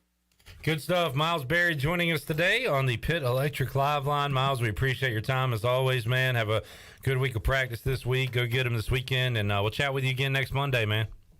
Thank you. Thanks for having me. I'll see you soon. Yes, sir. There is Miles Berry joining us today on the Pit Electric Live Line inside the Delcor Players Lounge. Let's see what I want. I'll save the Jim Lauck interview for later on. I talked to the play-by-play voice of South Florida and just mentioned the storm briefly, even kind of just focused on football, but he wanted to go ahead and do it early in the week because he didn't know what it was going to be like later on in the week. So we chatted with him earlier today. We got that conversation coming for you and more on the Players Lounge with Jeremy Lewis coming up at around 4:30. Chandler Honeycutt, welcome you into the program. Coming off a birthday. Ooh. How you doing, Chandler? Ooh, my goodness. Oh, my gosh. I'm still recovering. I am beat. I don't know how these people have done it for 4 straight weekends. What, have birthdays? No, I'm talking about a game, like an experience, an actual game day. I know. I had a good birthday other than the loss. You know what people don't ask? How did Clip and Shirley do it for 12 straight weeks? Nobody cares about that, but that's all right. But anyway, go ahead. How are you? I'm good. I'm good. A little on the struggle bus today, but all right. So let's talk about your Saturday. What time did it get started? About 12. What time did you pop the top on the first one? I popped the top around 12:30. I said I was going to pop a top on a cold snack around 12, but I didn't crack one open until about 12:30. That's good restraint. Yeah. And then it was downhill from there, brother. It was downhill from there, and so your family was here. Yeah, Mom and Dad came. Dad had his college buddies from 1991, the Peach Bowl year, so they were back in town partying like it was 1991, and had a really good time. It was a full day, and with it going to 2 overtimes, when we got back, we had like a couple of beers, and then we basically just called it quits for the day. So the first one cracked at 12:30. Last pop topped at what time? I'd say about 10:30. No way. 10:30. Yeah. 10:30. Yeah. Dang, you're getting old, man. I know. I'm feeling it. I'm out of my prime, man. I feel like crap today. So did you bounce back Sunday and have some NFL brewskis? Yeah. Oh yeah. By the way, guys. No, hold on. No, before you do all that, hold on. What time did you pop one on Sunday? Let's see. I went to TB's, went to Tiebreakers, went to the breaker. So before 1 o'clock, you had one. I'd say about 12:45. All right, pretty consistent. And I was in bed by 9 o'clock. All right. No, it was about 9:30ish. Yeah, that game last night put everybody to sleep. Yeah, I know. I tried to, but I couldn't. All right, what were you about to say? Something about your team? No, is this how it feels? Is this what a Victory Monday feels like? Hey, they're back. They're back, folks. Who's back? The Panthers are back. Back where? They're back. Back in the win column. It's our first time in 10 games, that I could say on a Monday that the Panthers won. Yeah. It's awesome. It's great. It feels good. It's the Brock effect. So if you're scoring at home on the year, East Carolina 2-0 when I'm at Dowdy-Ficklin Stadium. Don't worry, we're going next game. 0-2 when I am not. Yeah.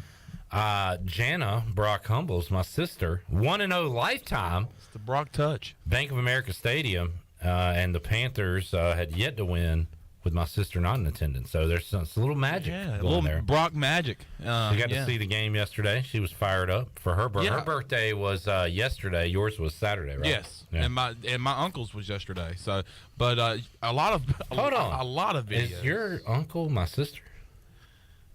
Yes. Oh my God. Yes, it is. How you doing? I'm Channel Honeycutt. Nice to meet you. Are we related? Yes, we are. How about that? Yep. That's crazy. Yep, we are. It's crazy, man. We are, and but no, a lot of pictures and videos from your sister at the game, and really enjoyed looking at those earlier today. Yeah.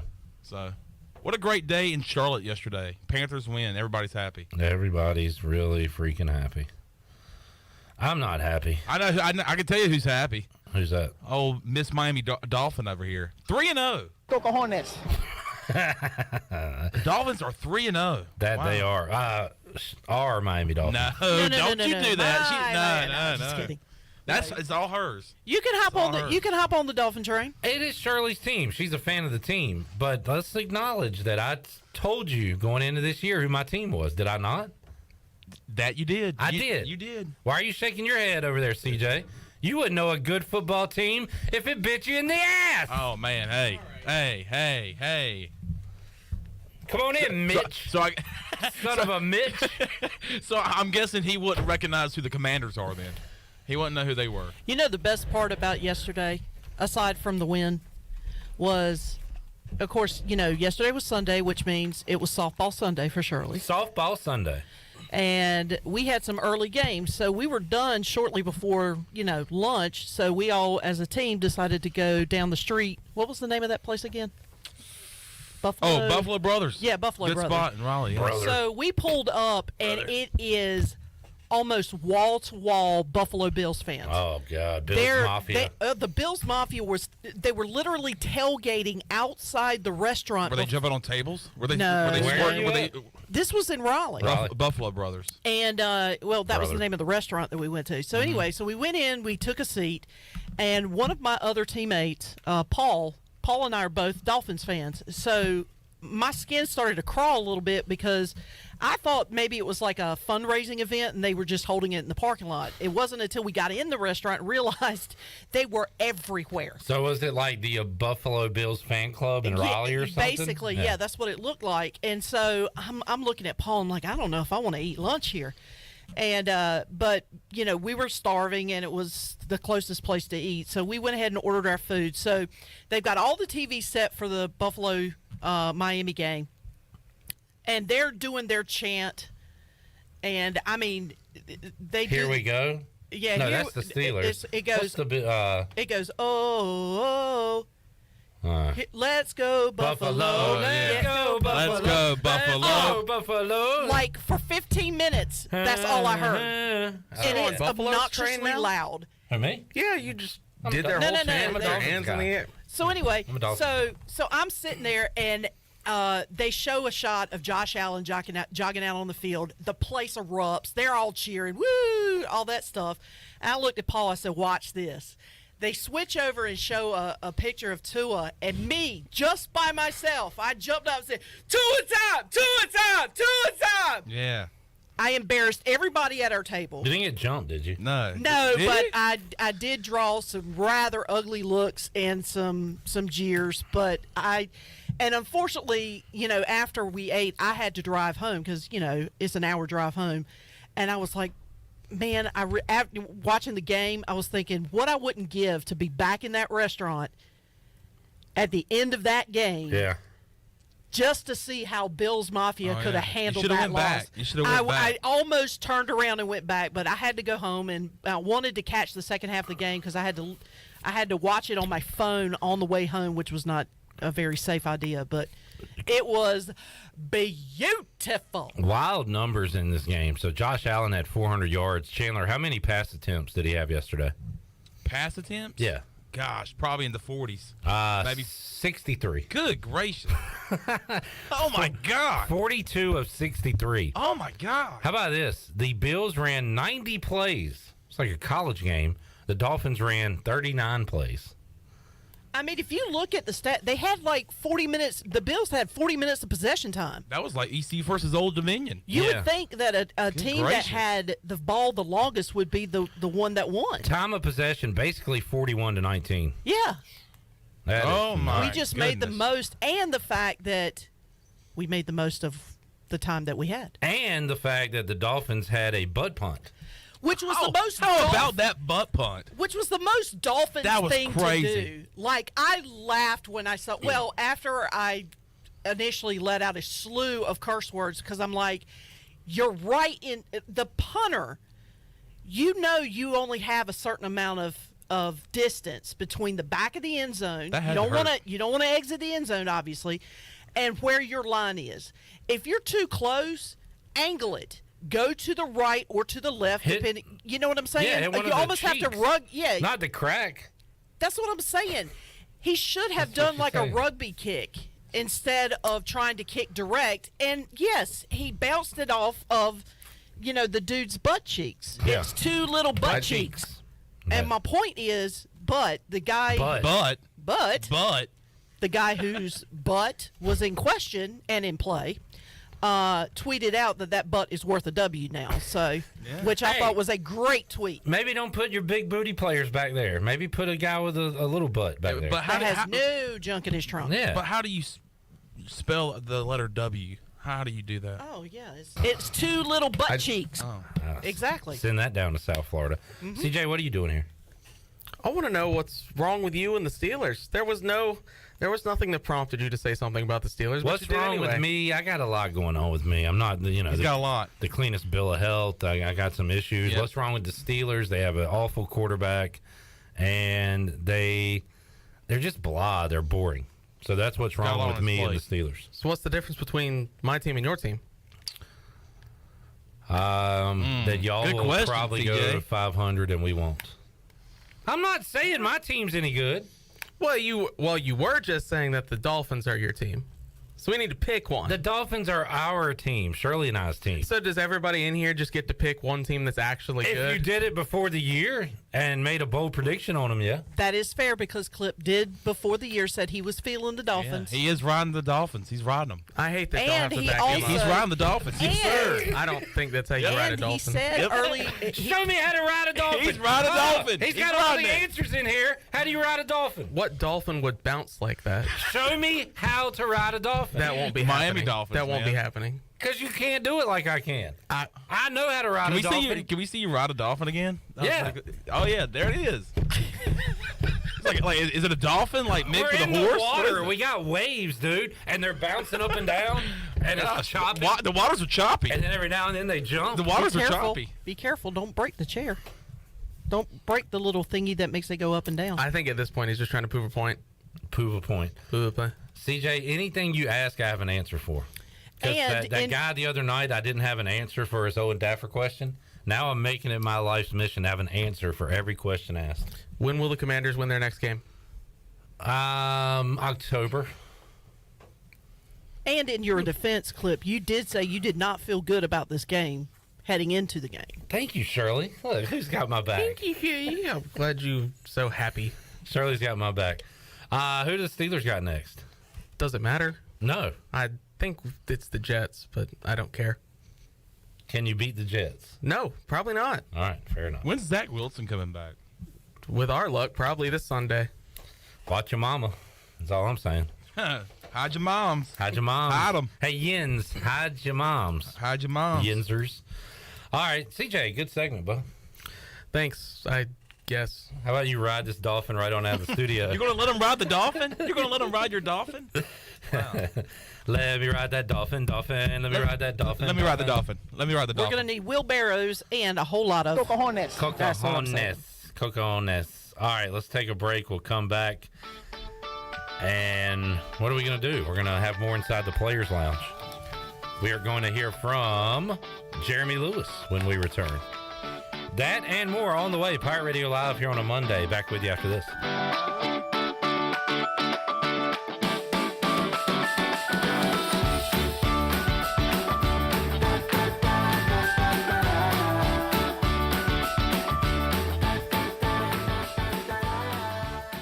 Great food, great atmosphere, and great service is Ottavola Market Cafe. Ottavola is simply a restaurant that focuses on that, being a great restaurant. There's something for everyone at Ottavola. The menu offers a variety of great choices like pastas, pizzas, sandwiches, soups, salads, and seasonal rotating selections. Lunch or dinner, Ottavola is always the right call. Call ahead and get Ottavola to go, or stop by the bar for a drink with friends. It's simple. Come and eat at Ottavola Market Cafe, Red Banks Road next to Food Lion, and OttavolaMarket.com. Ottavola, Pirates supporting pirates.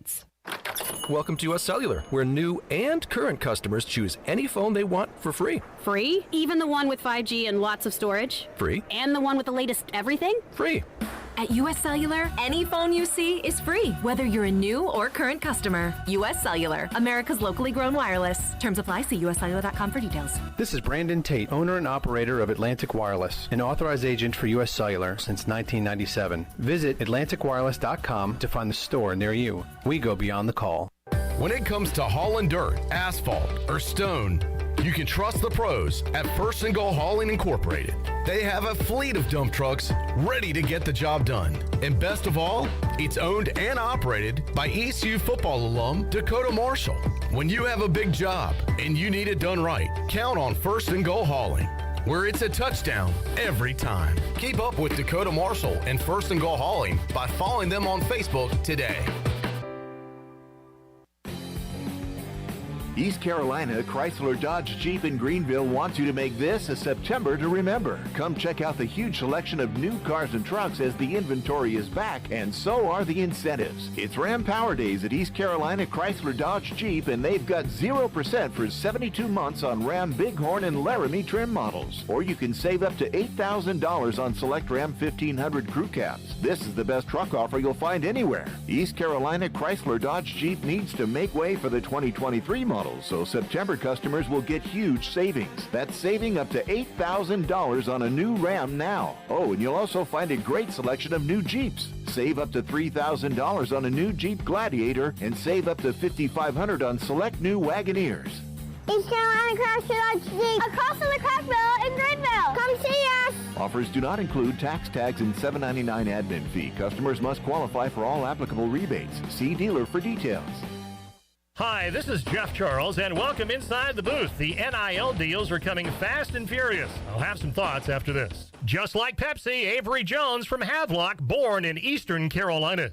It's that time of year again. Football season is upon us, and those of us that live in Eastern North Carolina know what a special time of year it is. This is Landon Minges with Minges Bottling Group. I'm the fourth generation of my family to have the honor of distributing Pepsi-Cola products to my neighbors in Eastern North Carolina. For over 75 years, my family has taken pride in this great responsibility, and we are proud to have remained locally owned and operated for over 7 decades. When you purchase a Pepsi in Eastern North Carolina, you are supporting your community and keeping those dollars right here in your own backyard. Support local, drink Pepsi, go Pirates.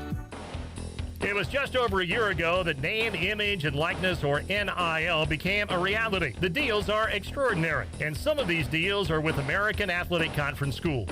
The teams ECU competes against. SMU is paying every football and basketball player $36,000 per year. At USF, the Bulls' offensive line has a deal with Hooters. It seemed totally crazy when, back in the spring, Ohio State coach Ryan Day said he needed $13 million for his football players. Now, quarterback C.J. Stroud, the odds-on favorite to win the Heisman Trophy, is cruising around Columbus in a $200,000 Bentley. What gave SMU the death penalty in the 80s is now legal and even applauded. Do you think things have changed with college athletics? Come on back again next time, and we'll visit inside the booth. Hi, this is Morgan Ahlers, and you're listening to Pirate Radio, the voice of the Pirate Nation.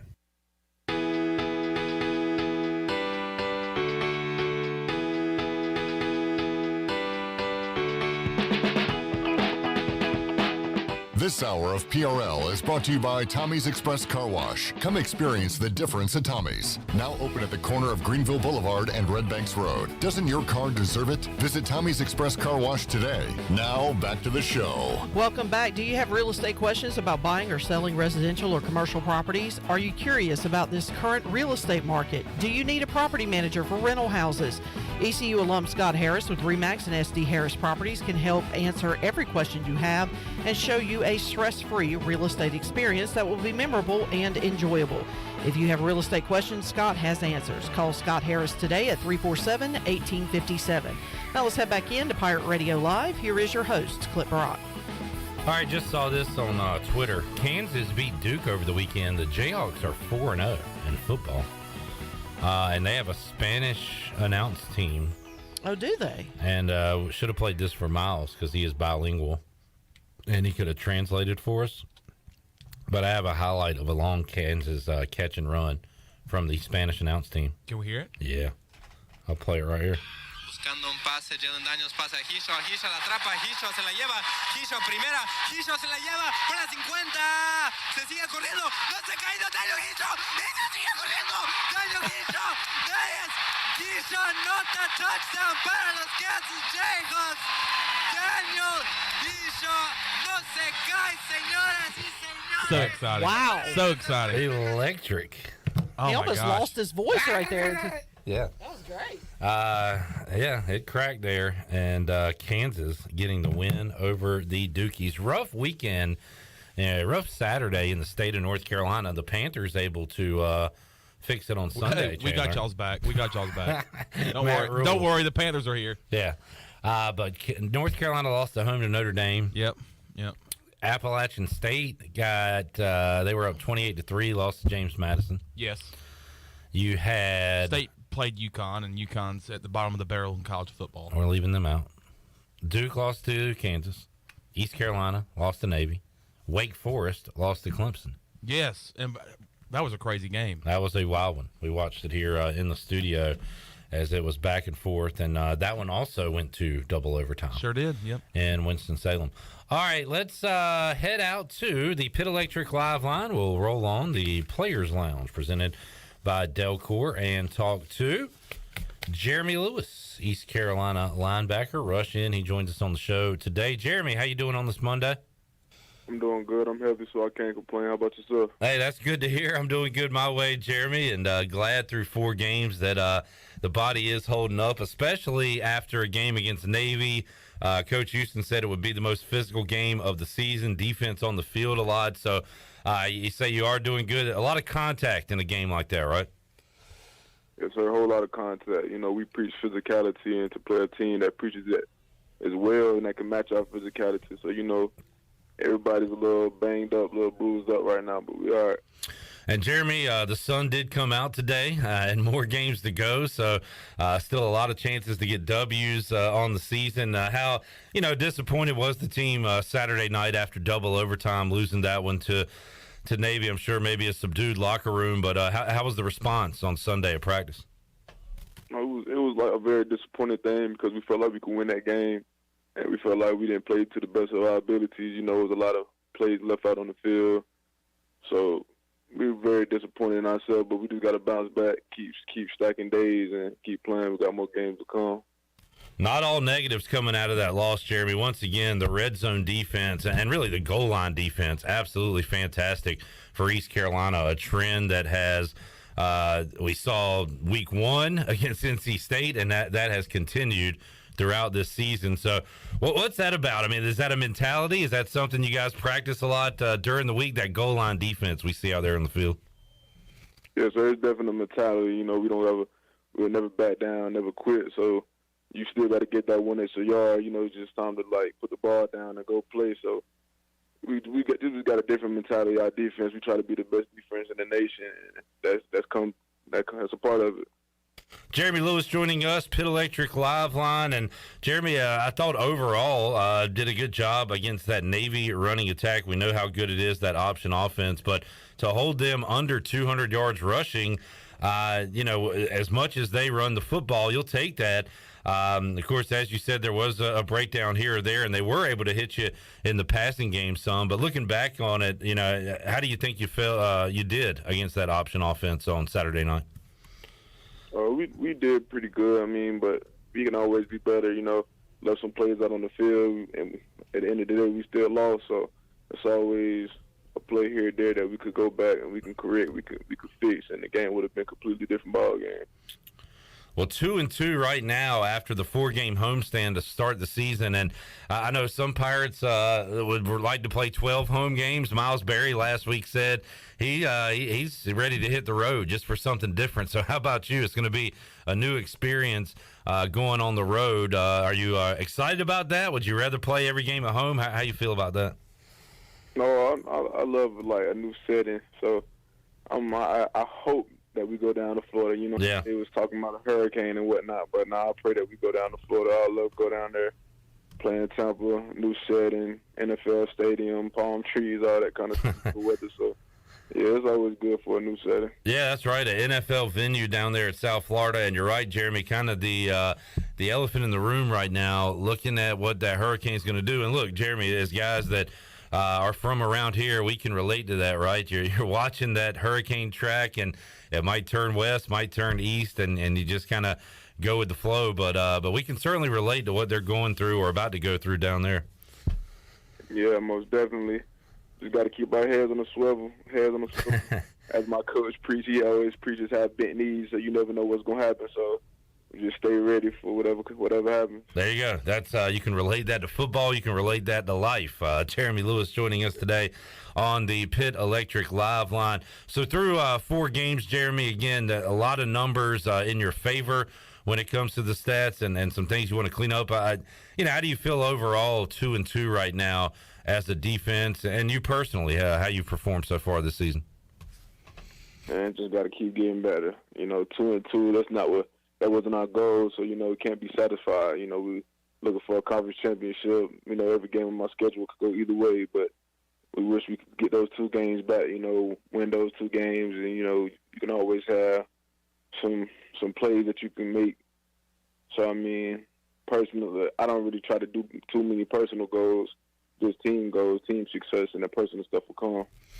Jeremy Lewis joining us. Jeremy, week to week, it is such a battle, a dogfight. And look, we saw the South Florida team that you guys will see on Saturday. They had the ball with a chance to beat Florida in the swamp a couple of weeks ago, and then they go out and lose big to Louisville. Tulane goes on the road and beats Kansas State, and then they lose at home to Southern Miss. So, you really got to be ready to go every week. Anybody can be beat. Any team can beat anybody. We already know that, but, man, these results are saying that too. Yeah, the college is crazy. Anything can happen any given night. But I do know that USF, I suppose they were out some guys versus Louisville, and that really hurt the offense. But can't never sleep on any opponents because you see what they did to Florida, And even though they lost to Louisville like that, they still show flashes that they're great opponents. So we're going to take them serious with just how we would take anybody else. And, just hopefully just play our best game of football. Jeremy Lewis joining us. Jeremy, a designed rollout for the new uniform combo that you guys will be wearing at homecoming dropped on Sunday. And fans like the look. And we had that video of you guys reacting in a room to it. Now that it's out there for everyone, how do you feel about that? Kind of the classic uniform, going with the white helmet with the Pirate script. Looks pretty bad. What you think about it? Oh, I love them. Those jerseys are tough. I wish we can wear them every game. I love the fact that we're bringing some of that past into the present, playing tribute to the ones who came before us, bringing those throwbacks out. Those white helmets, those are always nice.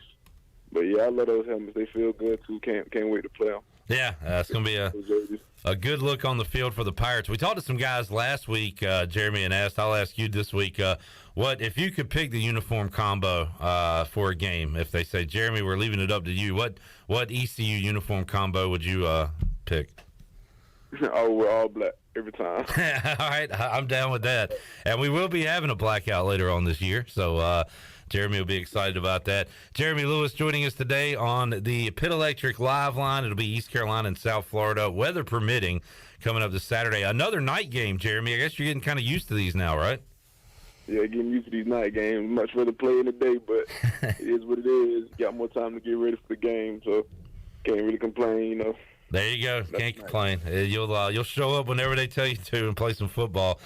Jeremy Lewis joining us.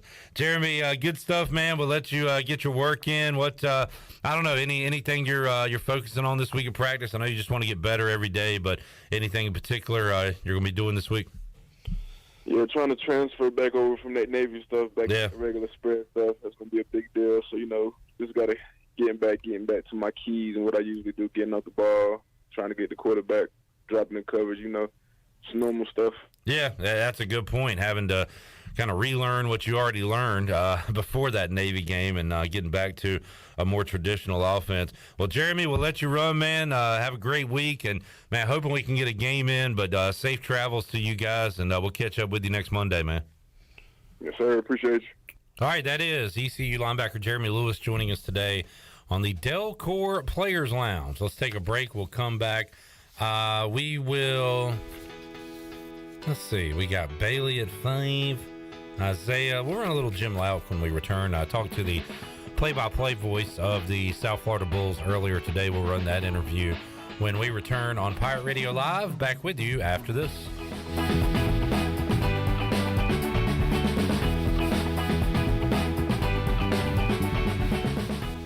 Here today with Jeff Stein from Brown & Wood. Hey, Jeff, how's inventory going? Inventory levels are increasing. For the first time in over 45 days, we have Mazdas in stock, Buick in stock, Cadillac in stock, and GMC in stock. I highly encourage the customer to go to gmc.com, build and price their vehicle, share that with Brown & Wood, and let us place your order. We need some price protection for these customers, and you got to place an order to have that. Brown & Wood, your #1 dealership in Greenville, and the home of the lifetime powertrain warranty. Pirate fans, ECU basketball is just around the corner and season tickets are now on sale. A new era begins on the men's side with first-year head coach Mike Schwartz at the helm. Season tickets are on sale for as low as $125. On the women's side, in-state rivals Wake Forest and UNC Wilmington will come to Minges Coliseum. Season tickets on sale now for as low as $45. To get those tickets, call 1-800-DIAL-ECU or go to ECUPirates.com. I can't think of anyone who doesn't love a clean car, but how often do you actually go to the car wash? Does it take too long, or maybe it's just not a very nice place? Tommy's Express changes everything. Our wash is bright, inviting, clean, and fast. I love the flat conveyor belt. So easy to pull onto, much smoother ride, and safer for my car. And when you join Tommy Club, you can wash as often as you like for one low monthly price. I save money and time. We're Tommy's Express. At the corner of Greenville Boulevard and Red Banks Road, Greenville. Flight by Yuengling. It's the next generation of light beer. For those who don't follow trends, but craft them. Flight by Yuengling is 12 ounces of uncompromised refreshment from America's oldest brewery. With only 2.6 grams of carbs and 95 calories, this is premium refreshment 6 generations in the making. Don't just raise a glass, raise the bar. Flight by Yuengling. Available wherever beer is sold. DG Yuengling & Son Incorporated, Pottsville, Pennsylvania. Please enjoy responsibly. Hi, this is Jeff Charles for my friends at Ed Watkins Marine. I've known Ed personally for years, covering his winning performances on the football field and on NASCAR's pit road. Now Ed is winning on the water, and you get to win too. You win with awesome prices on boats from Ed Watkins Marine, and of course, great service after the sale. If you're looking for a new boat, contact Ed Watkins Marine today. They will deliver anywhere. Find them online at edwatkinsmarine.com and tell them the voice sent you. Hey Pirate Nation, Shimmer Boutique is your one-stop shop for all your tailgate essentials. This is Holton Ahlers, and if you need a Yeti cooler, apparel, shoes, or accessories for the season, Shimmer has you covered. Shimmer Boutique is also the exclusive retailer in Greenville, carrying the largest selection of built and broken gear for adults and youth. Be ready for game day and every day at Shimmer Boutique on Greenville Boulevard behind Starbucks and in Winterville across from Lowe's. Go Pirates!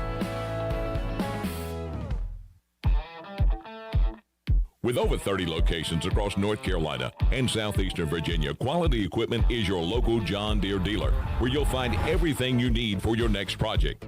Our complete lineup of John Deere lawn and garden, agricultural, and commercial worksite equipment comes with years of experience, expertise, and dedication. We know what it takes to get it done right. Stop by today or visit us online at qualityequip.com. Buying a home? Then you've got a lot on your mind. Now rising rates? It's a lot. This is Timothy Sawyer, your local Rocket Mortgage professional right here in Greenville, North Carolina. With Rocket, you have an advantage. You can lock your rate for 90 days while you search for a home. If rates rise, yours is safe. But if they fall within the first 3 years of buying, you can refinance to a lower rate with exclusive savings. Take the Rocket advantage of calling me, Timothy Sawyer, at 493-0002 today.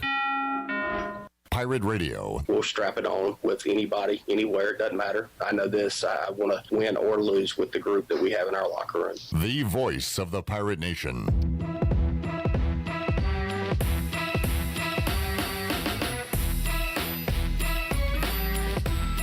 This hour of PRL is brought to you by Tommy's Express Car Wash. Come experience the difference at Tommy's. Now open at the corner of Greenville Boulevard and Red Banks Road. Doesn't your car deserve it? Visit Tommy's Express Car Wash today. Now back to the show. Welcome back. Be sure to check out David Price Construction for all of your commercial or custom residential renovation and building needs. Run by ECU alumni, David Price Construction specializes in commercial projects, maintenance on facilities, and large-scale residential renovations and additions.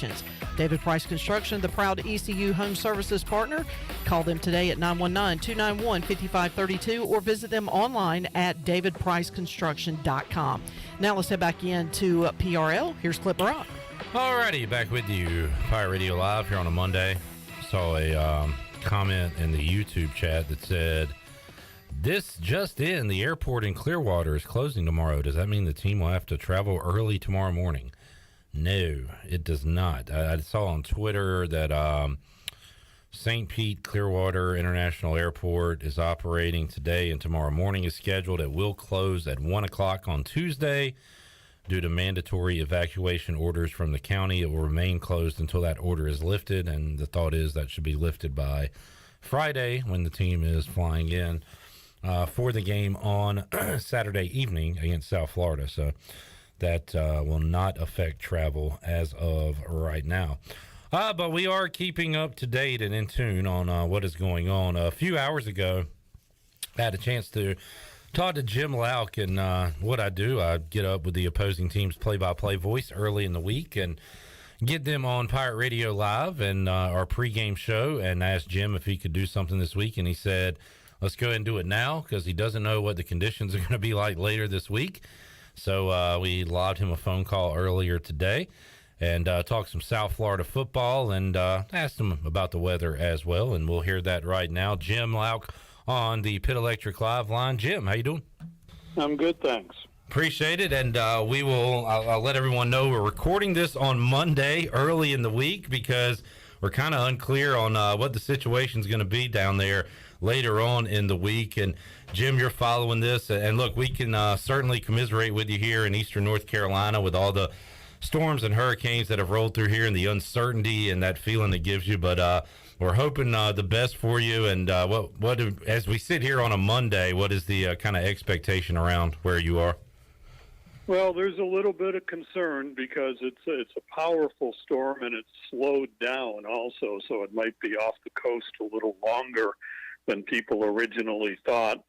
So we're just, kind of following the standard rules that you always follow. Take it very seriously, be prepared, and pack up and go if you got to pack up and go. Right now we're staying put, but we're watching pretty closely. Yeah, we're thinking about you folks down there in that Tampa area and down in the state of Florida. And that storm has already affected some high school football here in eastern North Carolina. Games scheduled for Friday have been moved up earlier in the week. So that storm is going to move a lot of things when it comes to the sports world and, of course, have bigger effects on our everyday real lives. But Jim, we'll kind of switch gears and talk about the football aspect of this thing. So I guess the first question for you is what happened, what a difference a week makes. You guys have the ball with the chance to beat the Florida Gators in the swamp, and then the following week lose 41-3 to South Florida. So what was the difference in those two South Florida teams you saw there, Jim, in those two games? Well, really disappointed. If you look at the stat sheet, they had Florida beat up and down the field, and they made a couple of critical mistakes, and they were still in a position to win the game. And all of a sudden, instead of going for the winning touchdown, you have a bad snap and it gets away from the quarterback. You lose a ton of yards, and now you're kicking a field goal, and the holder drops the snap on the field goal, and you miss the field goal to tie, and all of a sudden you lost a game you probably should have won. And I don't know if there was carryover from that or not. They said they had a good week of practice, felt good going up to Louisville, but they weren't in the game from the very beginning against the Cardinals. And, give Louisville credit. They're a very good team, and they were a little burned up after letting a game get away against Florida State the prior week. But it definitely was disappointing because I think the team had felt like they had kind of started to turn a corner even with a loss at Florida. And then you go up to Louisville, play a game like that, and it makes you rethink things a little bit. South Florida, no stranger to playing tough non-conference schedules over the years, and boy, this was about as tough as it gets. BYU with the opener. We'll see the Cougars later on this season. East Carolina will on the road. That game at Florida at Louisville, and then South Florida knocked off Howard 42-20. And Jim, I guess battle-tested is a good word. Is it almost too tough of a schedule to start out of the gate? What did you think of the non-conference play? Yeah, it was difficult, and I think that's got to be the message to the South Florida players and fans right now. You look at those 4 non-conference games, BYU, Howard, Florida, Louisville, and what do you think? 1-3 probably. And that's exactly what happened. The disappointing thing, I think, was that they were non-competitive against BYU after playing them very close out in Provo last year, and they were non-competitive against Louisville, and they let one slip away against Florida. So it's a painful 1-3. But the tail of the tape on this team has always been conference play. And what happens from here on out is going to really determine whether this team is considered successful or not. So it's an old cliche, but 0-0 in conference play, I think, is kind of what they're thinking of now. Jim Lauck, voice of the South Florida Bulls, joining us. Jim, as we look at the offense, the three-headed monster, Bohannon at quarterback, Batty running the football, and then Xavier Weaver, man, he has put up some numbers this year with 20 catches, 252 yards, the leading receiver for this South Florida team. So how about offensively, Jim, what's gone right and what needs to be fixed heading into conference play? They've got to get their passing game figured out. They're the only team in the country right now without a passing touchdown. Haven't got one yet. And part of the problem has been real serious injury situations. Against Louisville, Weaver was out, Jimmy Horn was out. All in all, their top 4 receivers, none of them played in that game. So that makes a big difference, and they're hopeful to get at least some of those folks back for the next game. Gary Bohannon, has done some nice things. He had a 100-yard rushing game against Florida, but he's been picked 6 times. Hasn't had much help from his receivers, to be honest. Had some drops, had some patterns not run correctly. But at the same time, he's also made some throws that I'm sure he would have liked to have had back. So that's the biggest part of the offensive challenges now for USF. They have run the ball fairly well. They were very successful on the ground against Florida, had 2 100-yard rushers in the game, not as successful against Louisville last week. But Batty and Mangum have been very good carrying the ball. They're hoping to get Kelly Joyner back soon. He's been out all year with an injury. So that's been a little bit more of a success for them offensively, keeping the ball on the ground. Jim, on the defensive side, numbers not very good in the run department, as USF allowing 312 yards per game there, 261 through the air. So, what are the bright spots on defense, and then what's got to change here defensively once you enter conference play? Well, it's really interesting. You have to look for them, admittedly, but you can find some good numbers. Their tackles for loss are quite good through 4 games. They're on a higher pace of getting sacks than they were last year. but the run defense is a problem. Getting off the field on third downs has been a problem. They have a lot of new people. They hit the transfer portal pretty hard. They have had a lot of injuries as well. Everybody's got them, even at this stage of the season. But South Florida, I think, has probably had a little more than their share on the defensive side. Like the wide receiver situation last week, they had one game where their top 4 defensive backs, all 4 of them were out. So they're trying to get healthy and get back a little bit, but they've got some work to do defensively to figure out some things as the conference season approaches. Jim Lauck joining us, voice of the South Florida Bulls, as they prepare for conference play. East Carolina coming off a loss, Jim, to Navy. Pirates were hoping to close out September with a 3-1 record, go ahead and get a 1-0 in league play, and Navy reminded us how tough they can be. They look really bad. Their first 2 games had a bye week and then came in here to Greenville and knocked off the Pirates in double overtime. So you've called plenty of those games. I'm sure you know how frustrating a night with Navy can be, and we just felt that here in Greenville. I'll tell you what, I've been doing games for a long time, and I'm just as dumb now as I was when I started. I can't figure out most of these finishes and why games wind up like they are. You know, looking at South Florida's year, I thought they would be right there with BYU as they were last year. I didn't see the slow start coming against Howard. That was actually a tight ball game until well into the second half. Florida, I was very concerned about, and they wound up, coming literally within inches of winning. And then I had a great feeling going to Louisville last week, and that didn't prove to be well-founded. So I don't have a clue from week to week, I'm afraid. Yeah, well, you get paid to call the games, not to pick them, and you do a good job with that, Jim. So you'll stick with that, I'm sure. Jim, man, wishing you and the folks down there safety this week, and hoping we can get a game in on Saturday. But I appreciate you joining us here earlier in the week to talk some football, and stay safe down there, Jim, and we'll catch up with you again down the road. All right, glad to do it. Appreciate it. All right, there is Jim Lauck, play-by-play voice, South Florida Bulls. We'll keep you up to date on the game, and something we'll talk about, I'm sure, throughout the week as things change. As of right now, it is game on down in Tampa for Saturday night, 7 o'clock. Kickoff time for Tulane announced, and it is going to be a 3:30 start time on the U, ESPNU, coming up a couple of Saturdays from now, as East Carolina back-to-back road games here to continue American play. All right, we will take a break, come back. Hour 3, Pirate Radio Live on tap. We got a giveaway for you, a chat with Double B Brian Bailey, and also Isaiah Winstead. That and a lot more coming up on Pirate Radio Live here on a Players Lounge edition of the show. We got more for you after this.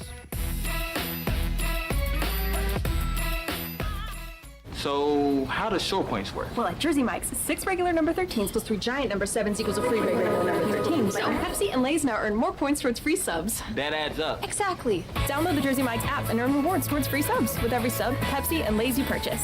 So how does short points work? Well, at Jersey Mike's, 6 regular number 13s plus 3 giant number 7s equals a free regular number 13. So Pepsi and Lay's now earn more points towards free subs. That adds up. Exactly. Download the Jersey Mike's app and earn rewards towards free subs with every sub, Pepsi, and Lay's you purchase. Are you ready for some football, Pirate Nation? Bud Light is America's favorite light beer and the official beer of the ECU Pirates. When planning your fun times this football season, be sure to pick up some Bud Light at your favorite retailer. Bud Light carefully brews their beer to be perfect for anywhere there's fun. Because when there's fun, Bud Light is there. Get ready to have fun this season, Pirate Nation, and always stay in the game and drink responsibly. Bud Light, the official beer of the ECU Pirates, and proudly distributed by Carolina Eagle Distributing since 1989.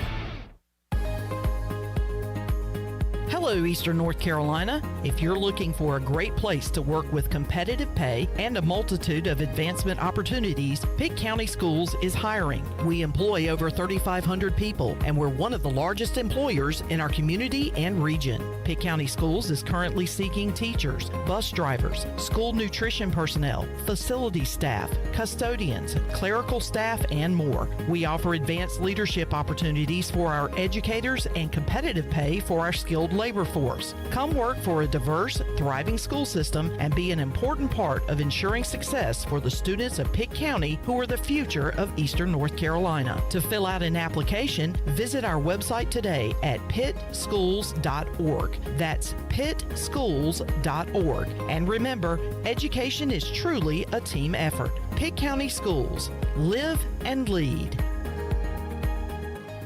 Hi, I'm Annalie Newhoff. And I'm Rob Campbell. And we are with CopyPro. We have been locally owned and operated here in Eastern North Carolina for almost 50 years. CopyPro is the leader in office technology. Does your business struggle with keeping printing costs low or producing professional documents? Here at CopyPro, total customer satisfaction is our #1 priority. We have a variety of solutions to help reduce your printing expenses and make your business more productive. Call us today at 1-800-682-6558 or online at copypro.net. CopyPro, we are the professional office systems people.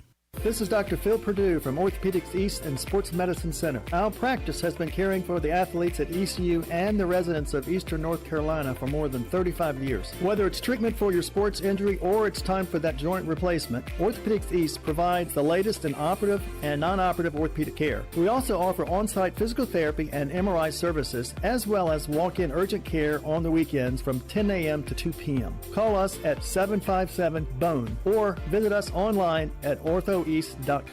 Go Pirates! Hello, Pirate Nation. This is Jamie Cuccinella, inviting you and your family to come by Cuccinella's Pizzeria and Italian Ice. Cuccinella's has been serving our special family recipe New York-style pizza since 1932. We think you'll taste the difference in just one bite. When you come in for a pie, don't forget to try our house-made Italian ice or gelato. We make small batches every day from scratch with all fresh ingredients. Cuccinella's on Old Tar Road in Winterville and a new location coming soon to Uptown Greenville. Are you looking for a home loan? Look no further than Amy Goss at Guild Mortgage. Since 1960, Guild Mortgage has partnered with industry professionals to close loans on time and help millions of Americans realize their dreams. Call Amy Goss at Guild Mortgage in Jacksonville, 910-389-4602. Amy Goss is licensed in Florida, Georgia, Maine, North Carolina, South Carolina, and Virginia. Guild Mortgage Company, Equal Housing Opportunity, NMLS 3274. NMLSconsumeraccess.org/for licensing information. Please visit guildmortgage.com/licensing. Guild Mortgage is not affiliated with Pirate Radio. This is Pirate Radio, WGHB Farmville, 1250 and 92.7 FM Greenville, WDLX Washington, 930 and 104.1 FM Washington.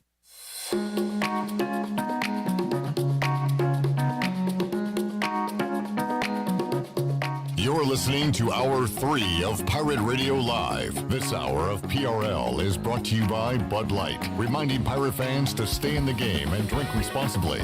Bud Light, the official beer of the ECU Pirates, and proudly distributed by Carolina Eagle Distributing since 1989. Now, back to the show. Welcome back. To get the business services that are right for your business today, contact the team of experienced local bankers at First Bank. The team includes bankers you can trust like Ashley Capps, Lee Watson, Bonner Latham, Chris Richards, Josh Hooten, and Heath Nesbitt. First Bank, together with their customers, they're creating a world where individuals and communities thrive. First Bank on Arlington Boulevard in Greenville. Now let's head back in to PRL. Here's Clip Rock. Welcome back into Pirate Radio Live here on a Monday, Players Lounge edition of the show. We got more players to chat with later on. Right now, we'll talk to a true player, Brian Bailey, WNCT. Don't hate the play, I hate the game. Channel 9. Right? BB, how you doing, man? Not too bad. Game day for you. Yeah, it is. Well, my Cowboys tonight. Yeah. Monday Night Football. The undefeated Giants. The NFC East showdown. Yeah, between the teams that might be trying to keep up with the Eagles. Well, I think that's what's going to happen. They're both going to try to keep up. And I'm not sure if anybody will, but I think one game at a time. See what happens tonight. They look tough, and looking forward to tonight's game. I always joke about putting these NFC East games on primetime and how brutal they are, but after last night's game, that was brutal. I'll welcome anything I can get. But the Broncos look sick. Disgusting, and came out with a W though. You know, it's funny when you I shouldn't say this, but when you get older, you have to go to the bathroom at night like 6 times while you're sleeping. Yeah. So I get up and I checked. I went to bed early last night. I fell asleep in the second quarter, I think. But I get up and I looked at the score and I was like, "What?" I had to refresh. I was like, "There's no way it's 11." Your score apps had not refreshed. It's not right. Yeah. But yeah, that was right. It was brutal. Some bad quarterback play, good defense play, I guess. But Broncos knocking off Jimmy G, who looks putrid, and the Niners last night. Yeah. Enough NFL. That's all that happened. That's all that happened yesterday. Boy, your Commanders, Commodores, whatever you're going to call them, they absolutely brutal. My sister, for the first time, Bailey, went to an NFL game, saw the Panthers played the Saints, and she was all jacked up about that. I was surprised at that. Getting their first win. Yeah, Panthers played some tough defense the whole day, and that's good for Matt Rule because his seat was warming up. Yeah, well, I think it still is. I think so, it's too. Week to week, right. How hot that seat is, but definitely needed that one. Yeah. And they got a big division. Well, they got to find some offense somewhere. I mean, if Baker's not the guy, they need to do something different, but they don't have, Darnold's still hurt, I guess. He's still recovering, but they just can't find any offense. And, the NFL, I mean, it's funny because you go from week to week. Who saw the Jaguars? Didn't the Commodores beat the Jaguars in week 1? The Commodores did beat the Jaguars. I said that. I really didn't mean it. I thought, but they did. But yeah, and then, and Zay Jones getting the touchdown. He had, 8 catches for 80-some yards and the TD, so that was good to see. You notice he did the classic Charger celebrations. He did the lights out Merriman, and then did the LaDainian Tomlinson. Oh, I didn't notice making that. its rounds on social media. Oh, today. In fact, Merriman said something about it, and Zay said had to honor the great or whatever. So yeah, that was pretty cool. He backpedaled his way because he's backpedaled some before. Yeah, with the moonwalk and everything. So yeah, got NFL tonight right here on Pirate Radio.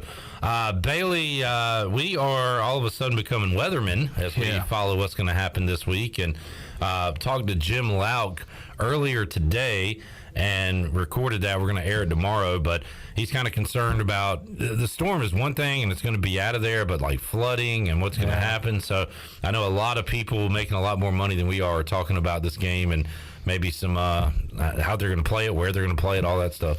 Yeah, and I'm not sure what the answer is. I think it's a very real possibility that it won't be played this weekend. I just don't know, and I don't think anybody knows. It depends on when the storm gets there, what the storm does, how strong it is when it gets there. I mean, there's so many intangibles, and you can't put any student athletes, whether they're from South Florida or from East Carolina, and there's a slew of Florida games this weekend, so it's not like they're the Lone Rangers. Yeah. So you can't put any of the student athletes in harm's way, so they have to kind of figure that out. And I was talking to Brian Meadow earlier today, and he's been on some of those trips that included parts of hurricanes. He said those flights are brutal. So I was going to say, you got to think about that part, right, too. Because you got to get there. After it goes through Florida, it's going to come up and could affect us here. Yep.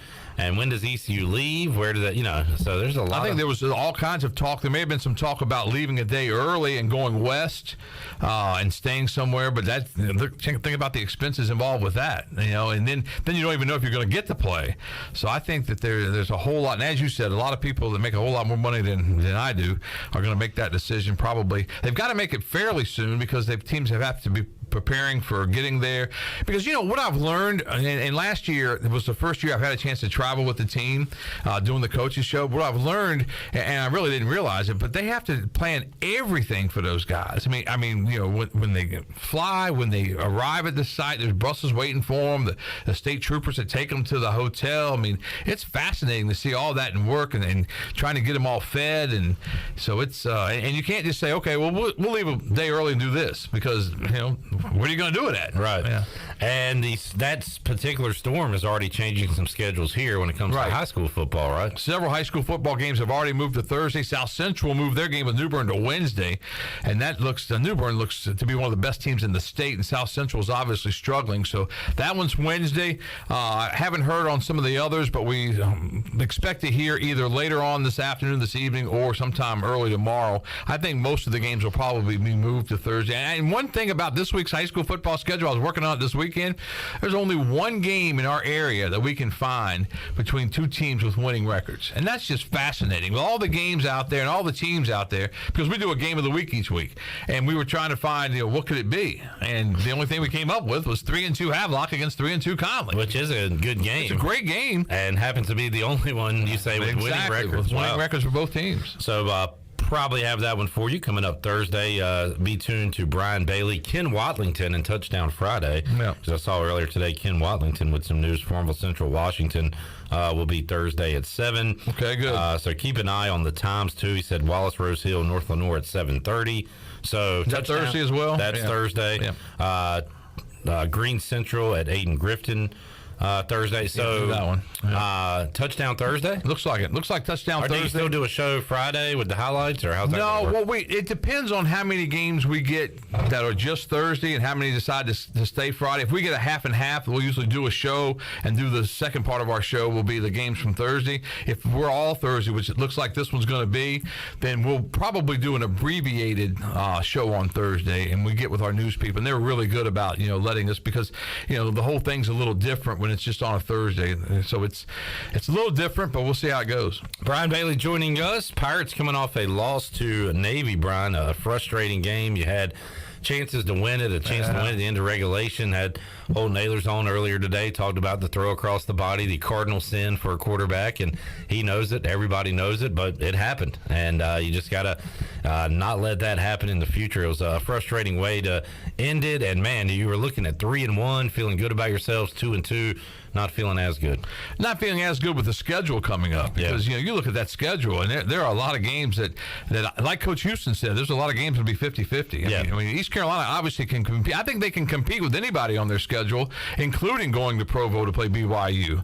But again, they won't be favored in that game. There's some other games they won't be favored in as well. Yeah, you can beat anybody, you can lose to anybody, and we're going to find that out against South Florida. Pirates are open up as a 7.5 point favorite against South Florida. Saw that. A little surprised, but I think that's more of a byproduct of what South Florida did against Louisville, because they weren't very good against the Cardinals. So they played Florida tough earlier in the year and missed a field goal to tie it at the end down at the Swamp. A couple weeks ago, South Florida had the ball with a chance to beat Florida, and they don't do it. They lose.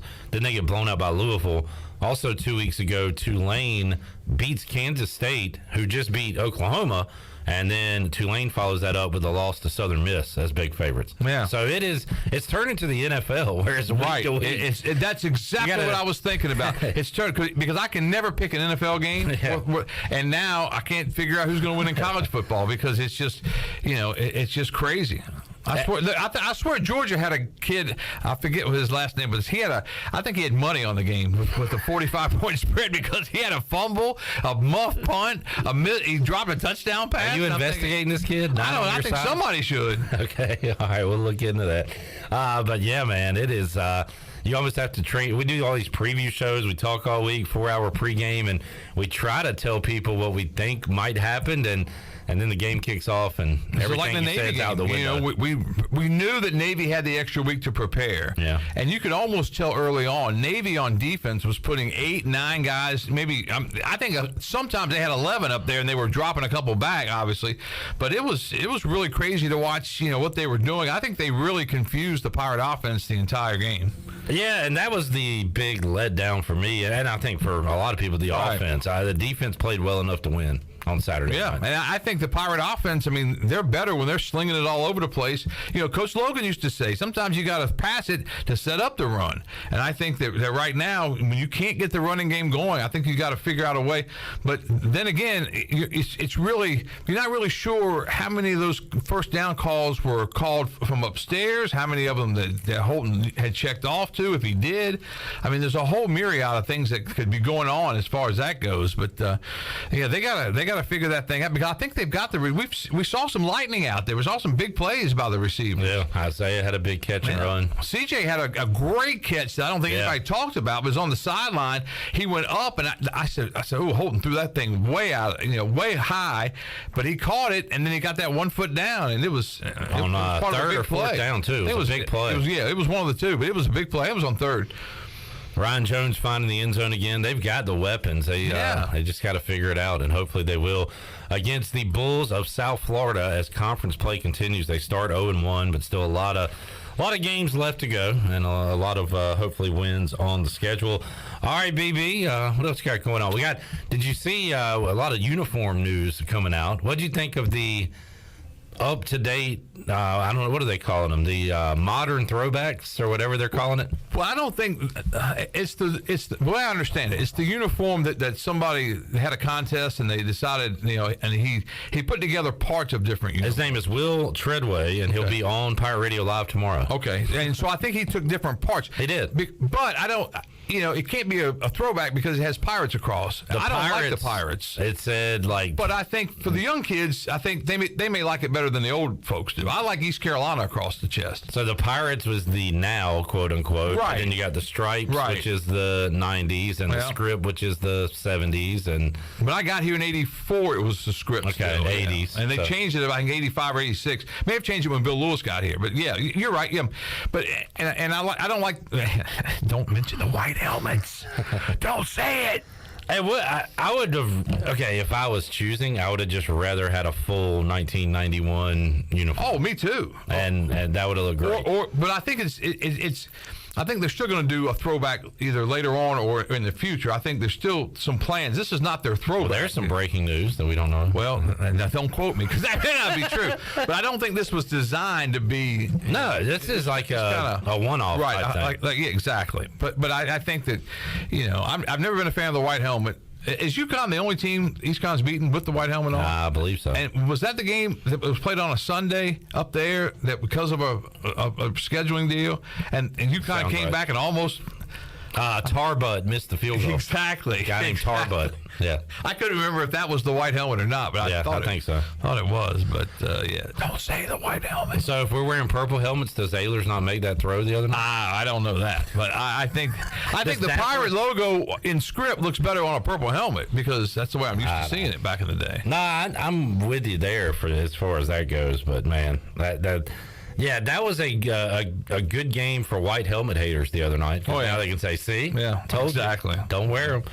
But anyway, and also, how about the script coming back to basketball uniforms? I saw that. How'd you like those? Yeah, I like that. I like some of those uniforms. I think that they look good. And they've got basketball media day tomorrow. Coach Schwartz meets the media at 3. Got a big in-state recruit yesterday. Saw that. Yeah. So 4-star. Jordan Vick. Yeah. So, and I don't think he can comment on that yet because he is committed, right? Not signed. Correct. He's committed. Yeah. But that's good news to hear. And I think we all just want to see him win in basketball. And I'm good friends with Joe Dooley. Appreciate everything he did. But I think Coach Schwartz, the times I've talked to him, he's been very good. I'm going to get a chance to meet with the basketball team and for the men and for the women, doing some media training type stuff. So we're looking forward to that coming up in October. So that'll be fun. I still think about when you said you talked to Coach Lebo after a win early on and said, man, it's a big win, Coach. I did. You get to 500 or a game over 500. And, I know. And he's like, and what'd he say to you? Well, this ain't nothing. Yeah, he said, well, I don't know why everybody's so excited. We got bigger plans than that. I think they'd won 2 or 3 in a row on the road is what it was. I said, Coach, that just doesn't happen. Coach, it doesn't happen. And he's like, trust me. And he said that. I was like, Coach, come on. Get back this to is me. You're talking to. Get back to me in 2 years and tell me how big and important this is. Yeah. But you see these guys come in, Bailey. They're young, hungry, excited. And you just hope that the curse of Minges doesn't drain them of their enthusiasm. Yeah, and I think, but Schwartz has that energy, and he's bouncing around, and I look forward to working with him. I think it'll be a lot of fun. He's obviously a basketball junkie, loves it, and those guys are fun to do a coach's show with because even in a loss, they can tell you how it happened, and you see it kind of what went on here, because sometimes the ball just doesn't go in the basket. It's kind of one of those weird sports that just happens sometimes. And year one, you're in that honeymoon period where, you want to win, but it's not necessarily all about your record. It's about building something, and Schwartz is going to be involved in that year one. Well, it's just like Joe said all along, you got to get old and you got to stay old. Right. And the Pirates can never get old. They haven't done it before the portal. Right. They had guys they couldn't do it before. Now it's almost impossible. Exactly. You got to get old and stay old, and they just haven't been able to do that. We're just going to have to get old every year. Just bring in old guys. See, I got that getting old down Brian pat. Bailey's the only old person involved in basketball. I'm old.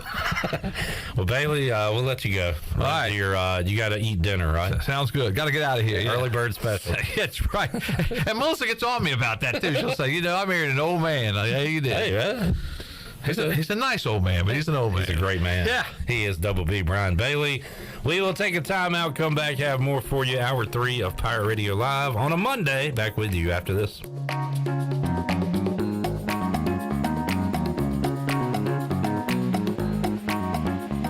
Here today with Jeff Stein from Brown & Wood. Jeff, how's the service department? Service is going great. Like I told you before, 2022 is the year of the customer. We've been voted #1 dealership in Greenville for 3 years in a row, and there's a reason why. For service, we still offer free pickup and drop-off, so we're trying to make it super convenient for the customer. And right now, our customers are repairing their vehicles more than ever. How can people make a service appointment? They can go to brownwood.net or dial 355-6080.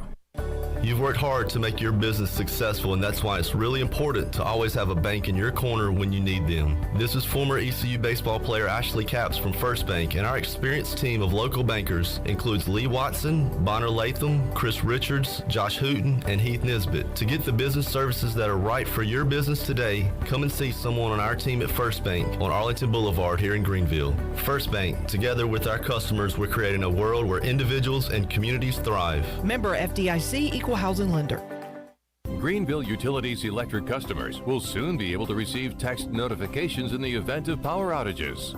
Enrollment is automatic, so make sure GUC has your cell phone number by signing into your account at GUC.com, then update the information in your user profile. Want to talk with someone instead? Call 252-752-7166 during business hours. 252-752-7166. Update us so we can update you. Visit GUC.com for more information. Hey Pirate Nation, this is Holton Ahlers for my friends at ArcPoint Labs. Just as I trust my teammates, you can trust ArcPoint Labs to give you quick and accurate results for your laboratory testing needs. ArcPoint Labs provides insights and solutions to enable individuals, businesses, and communities to make informed decisions on their health, safety, and well-being. Visit any of the 6 Eastern North Carolina ArcPoint Labs locations or go to arcpointlabs.com. Go Pirates! It's bow time. Why are Bojangles Chicken Supremes called Supremes? Well, with golden crispy chicken tenderloins this juicy, tender, and full of bold flavor, what else would you call them? Superbs? Nah, that would be weird. Get your Chicken Supremes combo today with a scratch-made biscuit, your choice of fixin', legendary iced tea, and have you heard there's a new sauce in town? Try our new creamy buffalo sauce when you get a Chicken Supremes combo today. It's bow time. Welcome to US Cellular, where new and current customers choose any phone they want for free. Free? Even the one with 5G and lots of storage? Free. And the one with the latest everything? Free. At US Cellular, any phone you see is free, whether you're a new or current customer. US Cellular, America's locally grown wireless. Terms apply. See uscellular.com for details. We all love using Uber Eats, DoorDash, and grocery pickup. It makes life so much easier. Well, now there is cellular delivery, and the team at Cellular Warehouse has perfected the process. They will deliver your new phone right to your door with all your information loaded on the new phone, and the best thing is there is no charge for this awesome service. And you don't have to waste half the day sitting in a Cellular store. Call Toby Williams today at 252-799-7051 and let his team of experts make your cellular delivery today. Cellular Warehouse, your local U.S. Cellular authorized agent, serving all of Eastern North Carolina. UBE and PirateWear.com is excited to offer Pirate Nation the largest selection of new ECU merchandise and tailgate supplies ever. UBE has the best prices in town, so that makes UBE your one-stop shop for all things ECU. UBE does daily restocks of Champion, Adidas, and Under Armour. Don't forget to bring your young Pirates in to plunder the Crow's Nest, which is the only kids store dedicated to ECU. Plenty of free parking uptown in Greenville. Visit them at PirateWear.com. Go Pirates! This is Isaiah Winstead, and you're listening to Pirate Radio, the voice of the Pirate Nation.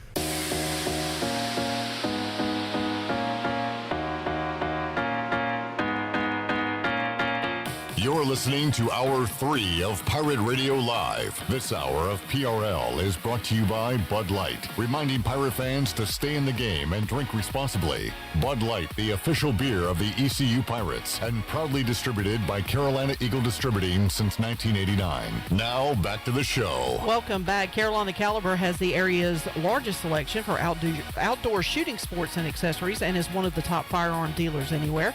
At Carolina Caliber, they have everything you need for hunting, home defense, and personal protection, including a wide variety for ladies and youth. They buy, sell, and trade. Carolina Caliber, locally owned and operated since 1960 on Fire Tower Road in Winterville. Now let's head back in to Pirate Radio Live. Here is your host, Clip Brock. Back with you, Pirate Radio Live, here on a Monday. Isaiah Winstead going to join us inside the Players Lounge coming up on in this hour. before we wrap up today. Question on Facebook about Keaton Mitchell. Is Mitchell hurt? We have talked to Holton Ahlers, Rahjai Harris, and others. They said Keaton is doing good, getting treatment, and should be good to go. Will be good to go Saturday against South Florida. So that is positive news coming out of Saturday, where he did have to leave the game. Other news, we talked about it on the show. I know we put it out on social media. East Carolina has added a new name to the basketball staff. An NBA veteran, Reggie Williams. He is the director of player personnel. Now, Bobcat great. So you said, do you remember Reggie Williams from Charlotte? And I said no, but I do remember a Reggie Williams that went to Georgetown. And Jay in the Facebook chat was thinking that was the same Reggie Williams. Initially, that's the Reggie Williams I thought of. This Reggie Williams went to VMI and actually led the NCAA in scoring for 2 straight seasons. That's pretty impressive. But he had an 11-year pro basketball career. He joins the team, so good experience to add to the mix. I got to be honest, I don't remember him playing for Charlotte. Didn't remember the name, but when I looked him up and saw a picture of him, I do remember him in a Bobcats uniform. Okay. And he was there in Charlotte from 2011 to 2013. And so that was 2011 was the first year I really started watching the Bobcats. Did they go to the playoffs one of those years and get swept by Miami? Maybe 2013. I think so. That 2011 season was a doozy. That was the year that the Bobcats only won 7 games in the NBA. And then missed out on the first pick and didn't get Anthony Davis. Nope. And got Michael Kidd-Gilchrist. Yep. And there's no reason to get into that right now. Let's see. Before Isaiah gets here, Shirley, let's hit a couple of calls from the 5th quarter. Chandler, do you want to hear a comical one or a nice, sincere one first? I actually listened to both of these, but I say we go ahead and get the negative one out first. The negative one? Would that be the comical one? Yeah, comical. What's the name? Is it in Zebulon? What's the guy's name, Shirley? Mark in Zebulon has coaching experience against Holton Ahlers, and he talked about it on Saturday night. So we go next to Mark in Zebulon. Hey, Mark. Hey, what's up? What's up? Look, people keep talking about, DK needs to make an adjustment. Mike Houston needs to make an adjustment and fire his tail. It's not DK. They should start calling him Princess Peach. He sucks. I mean, why would you call him that? The only time we do anything is when we just got pure T, better Jimmys and Joes out there. The X's and O's suck. Look, I'll tell you one thing. I coached the team against Holton Ahlers when he was in daggone middle school, and he only had one guy to throw to. And all you had to do was shut that down, and we beat him. And the sad part is, it's the same daggone thing at ECU. You just shut down one receiver, and it's just, like I'm not trying to pump myself up. I'm just talking about the same strategy that worked against the dude in middle school works against them in college. Is this real? What middle school was it? I want to hear the details. What does that say about the offensive coordinator? What middle school did you coach at? His offense is so blank. Mark! We don't motion. Mark! There's no shit. There's nothing. Don't let him off the hook. Terrible. Does he have a phone that can't hear and can only speak into it? Mark! What? What middle school did you coach at? It was E.B. Aycock, man. He played God, he had no one. There was too many white ankles on the field for Chicago. It was terrible. He had one other big white guy here throwing to him. Mark shut him down in middle school. Oh, man, that's good stuff. Claim to fame. Look, I'm not even telling you, and it was an accomplishment. Chicago. All right, Mark. Thanks, man. I'm just telling you that it feels like I could take my middle school defense, knowing crap about football tail, and I could go shut down Dottie. Princess Peach. All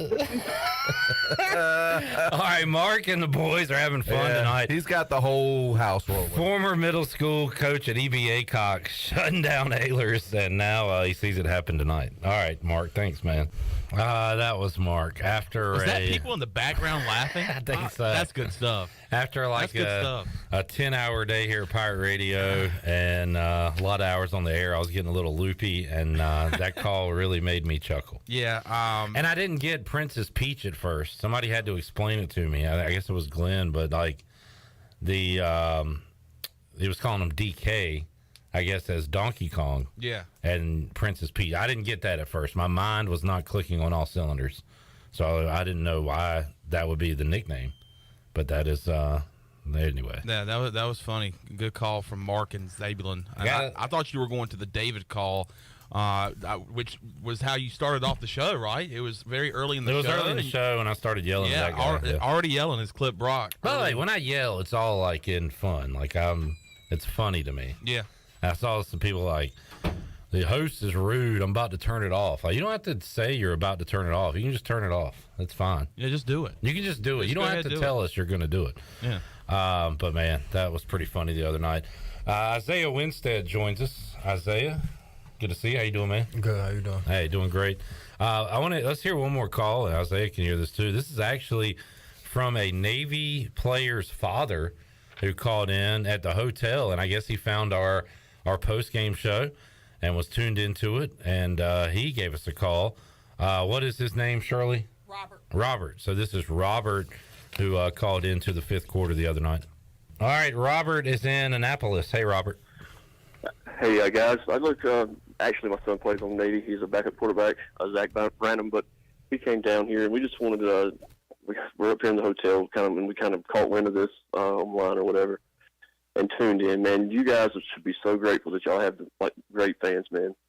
We came down here, and they were just, we had to start turning down beers walking in there. Just yeah, I took a picture tailgating with some of the Navy guys, and I'm wearing my camouflage United States hat. My son was in the Army. I appreciate all the service members.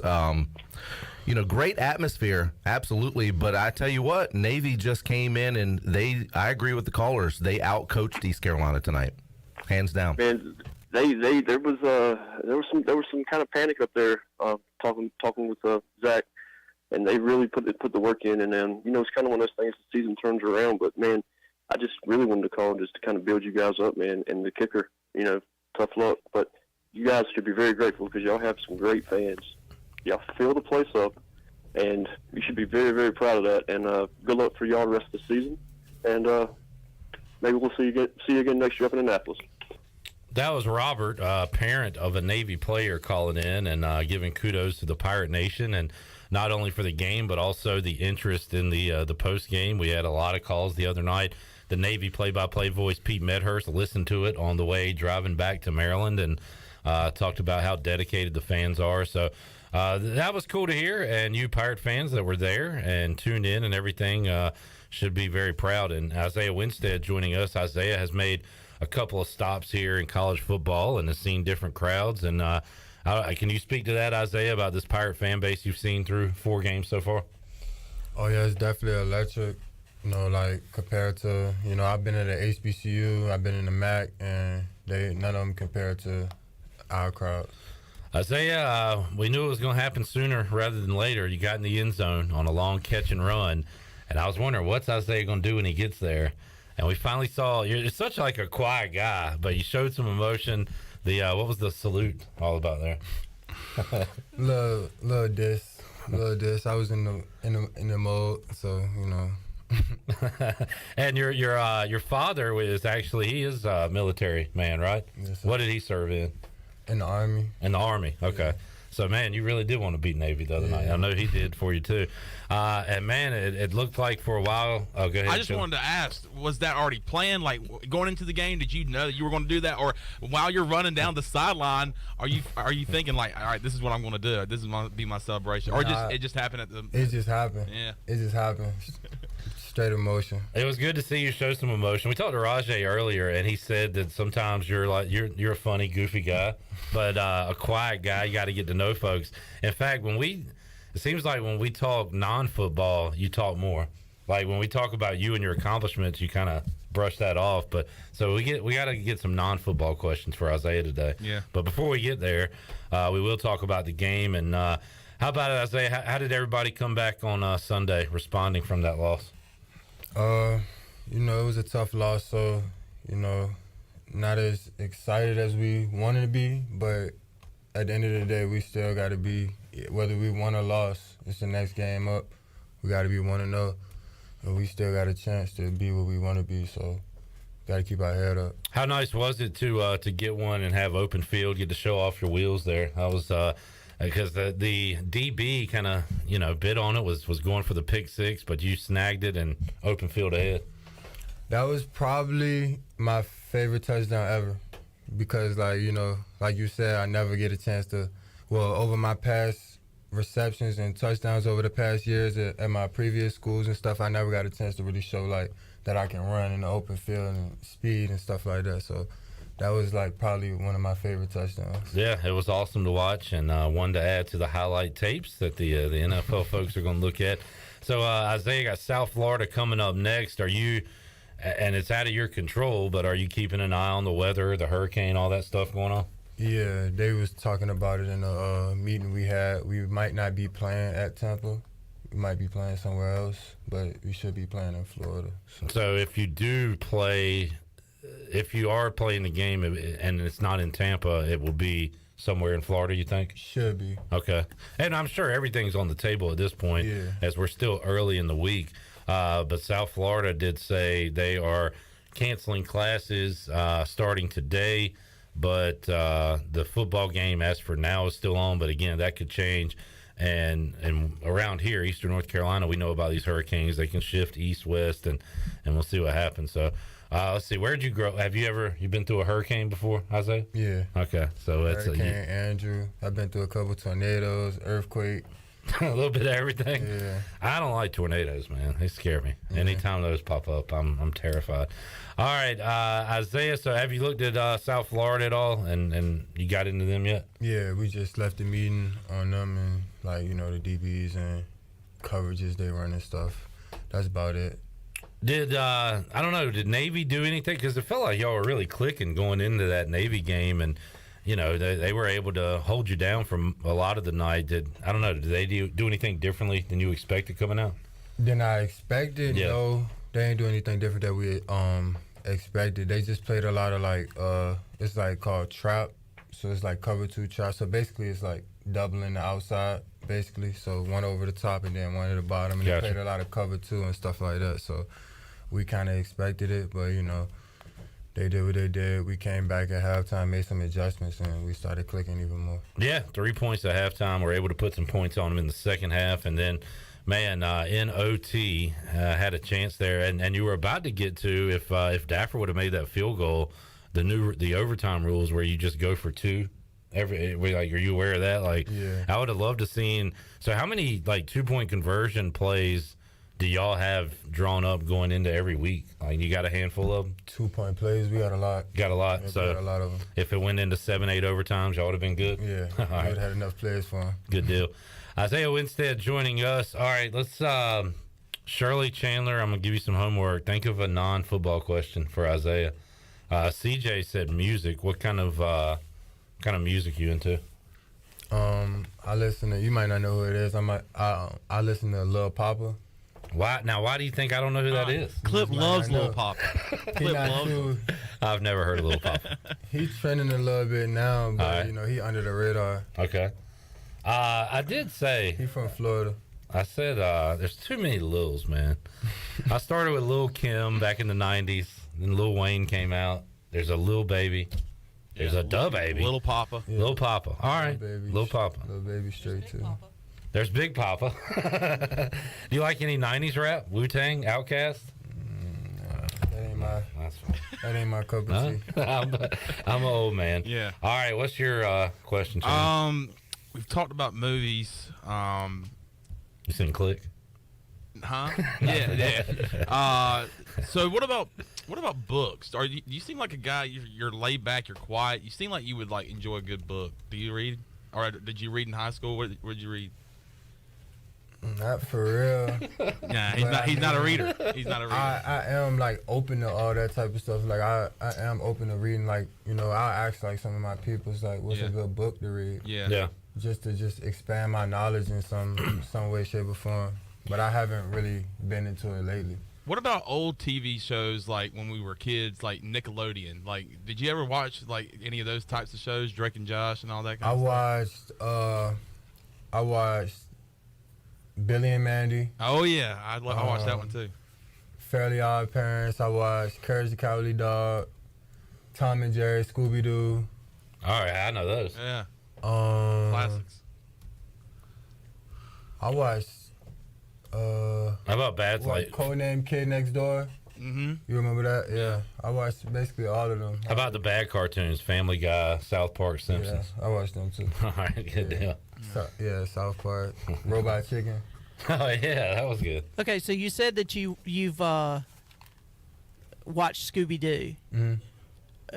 So I have to ask, as a diehard Scooby Doo fan, do you or do you not like Scrappy Doo?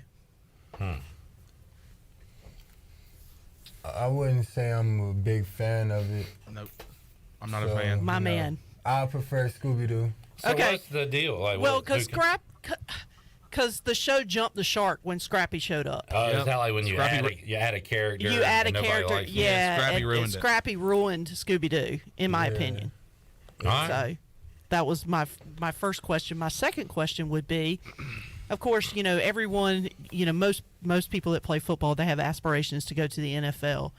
But if you were not to go into the NFL, what profession would you like to go into? Probably a profession to try to figure out how I'm getting in the NFL. Okay. All right. That's fair. That's fair. I like that answer. What was that? Oh, I enjoyed CJ. If you have any questions, let us know. So my daughter is 13. So she grew up watching like Yo Gabba Gabba, which was really weird, like a bunch of weird cartoons. But she did watch Scooby Doo. That was my favorite to watch with her because I couldn't get into some of the other stuff. Adam, I guess, is around my age. He says we old heads don't know anything about Drake and Josh, and he's right. I'm not familiar with Good show. with Drake and Josh. All right, Christian says what day is the team traveling? I asked Xavier earlier. He said normal travel days Friday. I guess is that what you know? You've never been on a road game with East Carolina. I'm asking the wrong guy over here. It's all new to him. I would think it was Friday. Friday for a Saturday night game. Should be like Friday morning. Yeah. That's how it was in my old schools. Let's see. What else did you ask, CJ? You asked about music and there was one. If he wasn't playing football, what would he how about other sport? If you weren't playing football, what other sport would you be playing? Basketball. Definitely. Yeah, you got the height. Definitely. Yeah. You got a jumper or I lost my jumper. I don't got it no more. Lift too much weight. play defense, rebound? Yeah, I can hoop. I can dribble. I can dunk. I was gonna say, can you dunk? All right, what's the coolest dunk you've ever done? Between my legs. You can do that? Yeah. Can you do that today still? Right now? After the game? Break out the goal. Let's go. Yep, we got it. Nah, not right now. But on a good day, if you prepared, you could? Yeah. Between the legs. All right. That was like that's the impressive. last time I did that. That was like in 2020. Who's your all-time favorite dunker?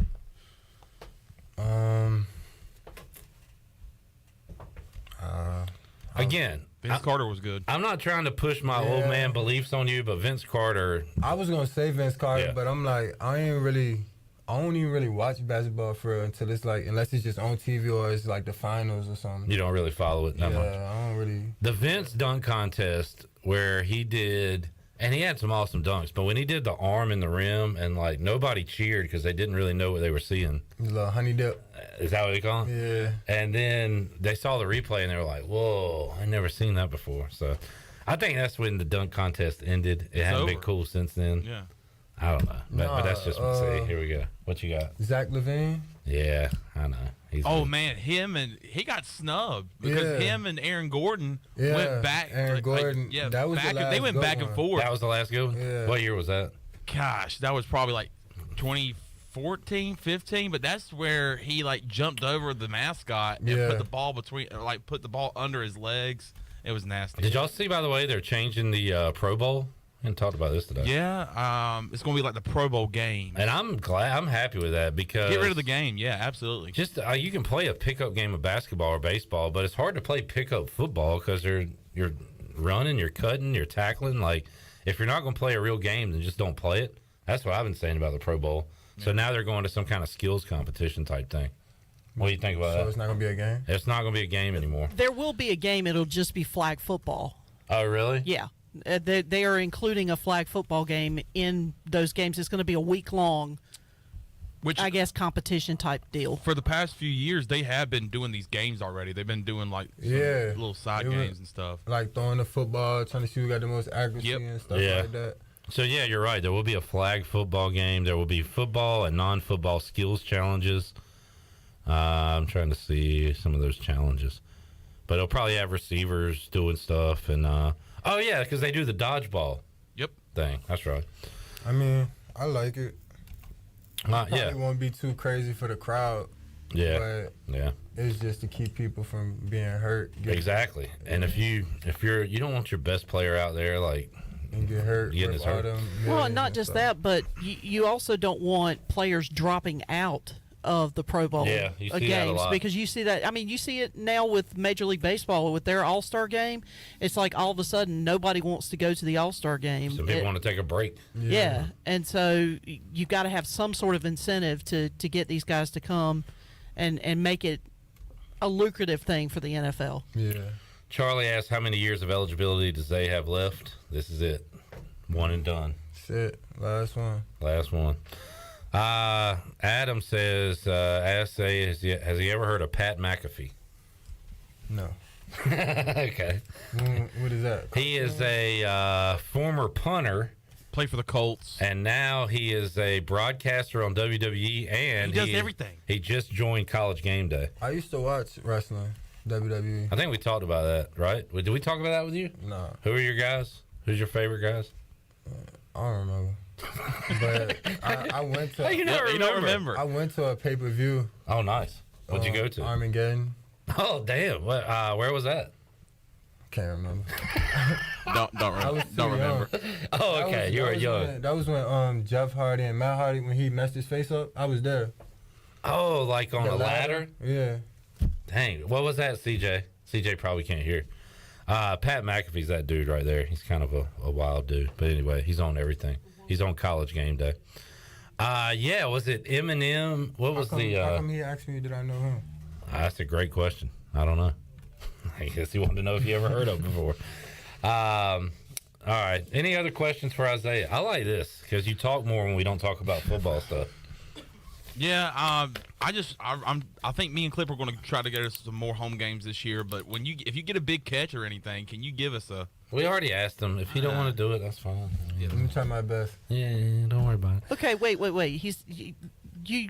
Or give us a salute. Salute us.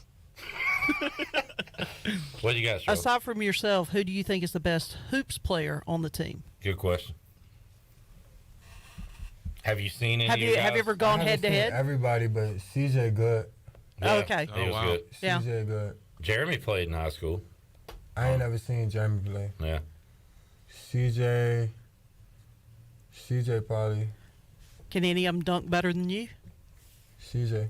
Oh, CJ. Really? That'd be fun. Postseason dunk contest. Winstead and CJ. That would be fun. Raise some money for it or something. All right, we're going to start that idea if you're down. This was a good question we asked the baseball guys. I don't think we asked you. Like, do you like buffets? So, like, you've got a... like a Chinese... So I'm going to name 4 buffets. Chinese buffet. He said nope. Breakfast buffet. Traditional buffet, like a Golden Corral type situation. And then what was the 4th? Pizza? Pizza buffet. Which one would you go with? I don't even eat Chinese food. Dang. I'm not ready to go to a all-pizza buffet. All right. We're down to 2. Yeah. So you got your traditional or breakfast? Traditional, because it got everything. Just a little bit of everything? Yeah. All right. Fair enough. Isaiah, thanks for joining us, man. Appreciate you. We're going to have more weird questions for you next week. Be prepared. You know what? Ask him the third grader question because I got to hear his answer. So how many third graders do you think you could beat up at one time? So they At all, once. They're all the coming class for you. dismisses. They all come running at you. How much could you take before they took you down? Third graders? How old is that? That's like... So my daughter's in 8 years old. She's 13, so about 8 years old. How many 8-year-olds could you beat up? I probably think the whole school. Really? The whole school? Just A whole school of them. The whole school. You're Taking just, them down. You're just standing Stomping there, on them. Standing there at the end, saluting them. Pushing them down, saluting them. Yeah, Billy. Yeah, he's like giving them this. Come on, Billy. All right. Isaiah Winstead could beat up an entire school An of third entire graders. school. That's An what I'm entire talking school about. of third graders. Thanks for hanging out, man. Appreciate it. Enjoyed it. All right, Shirley, we need to open up the booty bag, make somebody a winner real quick. Booty, booty, booty, booty, booty everywhere. Booty, booty, booty, booty, booty everywhere. You ever heard that song? Bubba Sparks. It's not good. 317-1250. What are we giving away? Chico's. Chico's on the line. 317-1250. What caller? 5. All right, caller 5. We'll have our winner and more after this. Hey, Troy D here with my good friend Kelvin Rawls from Pest Tech. Kelvin, I just want to thank you and Chris and all the great folks at Pest Tech for such awesome service. You totally eliminated the mosquitoes in my backyard, plus the fire ant problem I was having in the yard. Hey, you're certainly welcome, Troy. I have heard the same thing from all of our customers. With everyone being home, they want to enjoy the outside and being mosquito, fire ant, and pest free. Enjoy all your property from the kitchen to the curb. Visit pesttechofgreenville.com today for complete service. The Buccaneer Music Hall is your beacon of music in the land of pirates. The doors open at noon, 7 days a week. And the Buck has live music every night along with football. Monday is open mic night the first Monday of each month. Tuesday, it's karaoke with DJ Captain Morgan. Wednesday, it's acoustic night. Thursday, it's the dance party with DJ Kid Scene and live music every Friday and Saturday night with the best bands on the East Coast. Follow the Buck on Instagram for information and schedule of events. This season, party like a pirate at the Buck.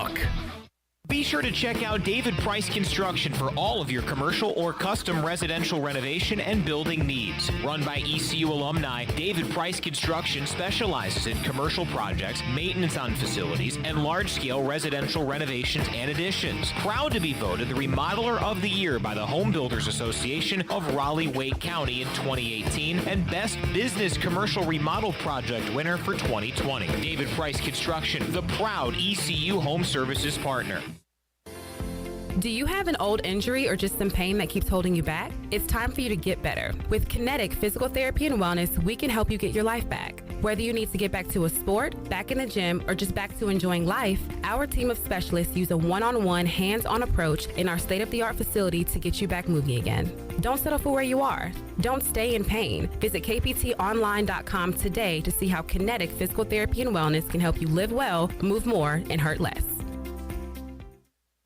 Love is never having to say you're sorry for your internet. Because with MetroNet, you get fast, reliable, 100% fiber speeds you'll love with unlimited data so you can stream, study, surf, and game on all your devices simultaneously. No lag times or buffering. MetroNet offers student deals. Get 100 megabit internet for just $39.95 a month.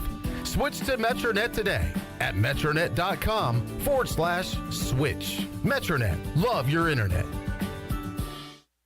Come and explore great shopping in downtown Washington at Naughty Life. Hi, this is Gina from Naughty Life, and new fall merchandise is arriving every day, featuring all the new Yeti products, like the loadout buckets and waterproof dry duffel bags. We have new fall clothes for men, women, and children. At Naughty Life, we have something perfect for any occasion, like new jewelry and a great selection of sunglasses from Costa, Reflect, and RCI. Visit Naughty Life on Main Street in historic downtown Washington, and like us on Instagram and Facebook. Hello, Pirate Nation. This is Kyle Gaines at Washington Chrysler Dodge Jeep Ram. We are growing, so is our service department. We're adding more space to provide a faster, more affordable service for you. Come sit down with our team and let us customize your next Jeep or truck. Have the freedom to pick out your own lift, wheels, and tires and more. Drive a little, save a lot when it comes to customizing your next vehicle. We're at Washington Chrysler Dodge Jeep Ram, located off 264 West in Washington, North Carolina, and online at WashingtonChryslerDodgeJeepRam.com. This is John Gavigan with the Gavigan Agency. Our top priority is doing what is best for our members. Whether you are buying a new vehicle, a new home, protecting your family with life insurance, or filing a claim, our agency will be there every step of the way. Our goal is to become a trusted advisor for you and your family for all of your personal and commercial insurance needs. Give us a call in Greenville at 756-1400 for a car, home, business, or life insurance quote today, and give us the opportunity to show you the benefits of doing business with someone who cares. This is Coach Donnie Kirkpatrick, Offense Coordinator for ECU Football, and you're listening to Pirate Radio, the voice of the Pirate Nation.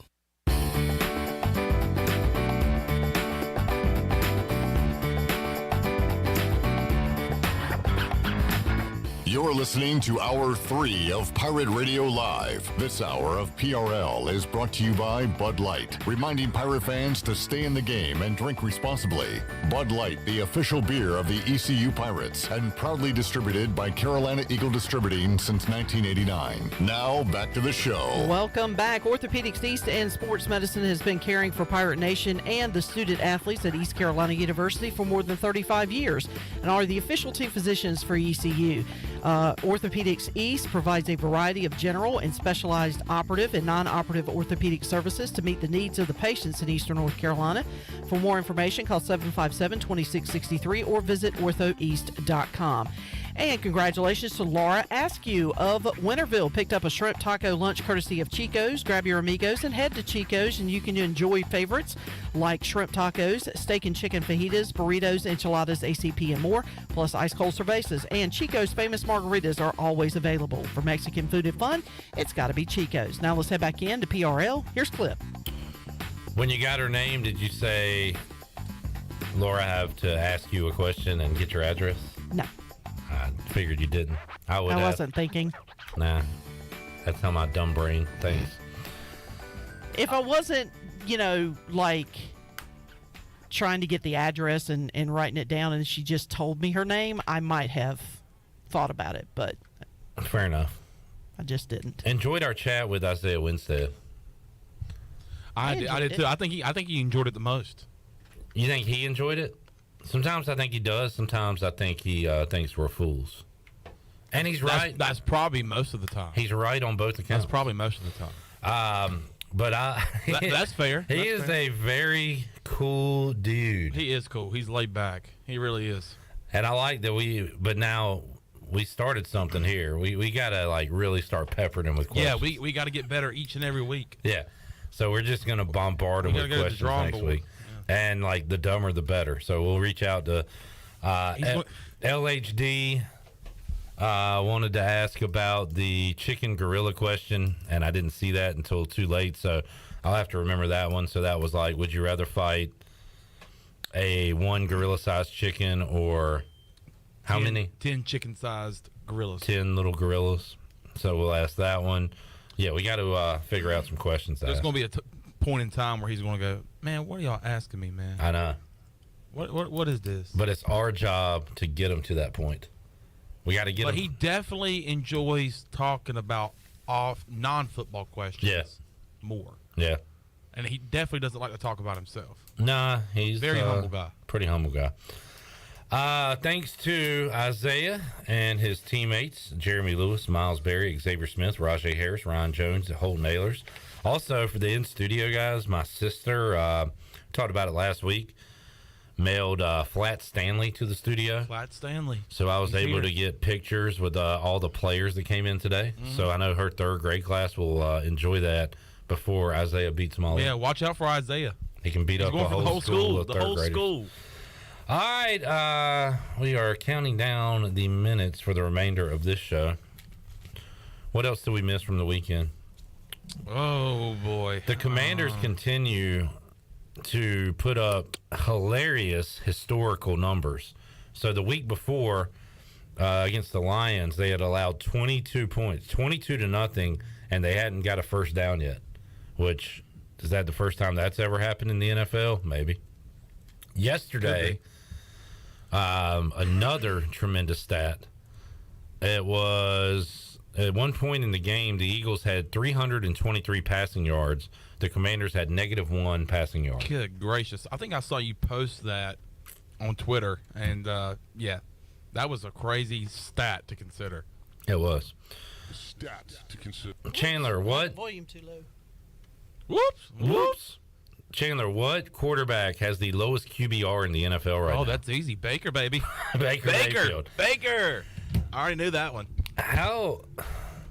That's Baker. Who is the worst starting quarterback in the NFL? I'll give you a hint. He's 2-1 on the year. Somehow Justin Fields did it again. Justin Fields yesterday, 8 of 17, 106 yards, 2 interceptions. 106 yards? 106 yards, 2 interceptions. Oh, my God. And his team won. Oh, my God. How they are 2-1 with his numbers is amazing, but they are. Huh. Now, that's one way to end a sports talk radio show. By the way, Clip Brock, Tony Collins, Troy D. Ellerby, our Survivor Squad. How's that going? It's going great. We move on. And a lot of people had Kansas City yesterday. And a lot of people had the Chargers. Oh, my God. Yesterday. Did you see Eric sleeping with Bieniemy? I did. And Patrick Mahomes. I almost said Patrick Mason. Patrick Mahomes going at it? No, I didn't see them going at it. I saw them talking to each other. That was heated. That was heated. And Patrick Mahomes explained it. And it was clear what was happening there. He wanted to go down and score. Bieniemy wanted to get to the locker room, and that was it. Shady McCoy called out Eric Bieniemy and said all he does is argue with the players. I saw that tweet. Shady. Shady getting a little shady. Yeah. Shirley, we'll see you mañana. Chandler, we'll see you mañana. Yes. For the crew here at Pirate Radio, thanks so much for tuning in today. We're back with you Tuesday, 3 o'clock on an all-new edition of Pirate Radio Live. So long, everybody. Thanks for listening to Pirate Radio Live, an exclusive presentation of the voice of the Pirate Nation. This is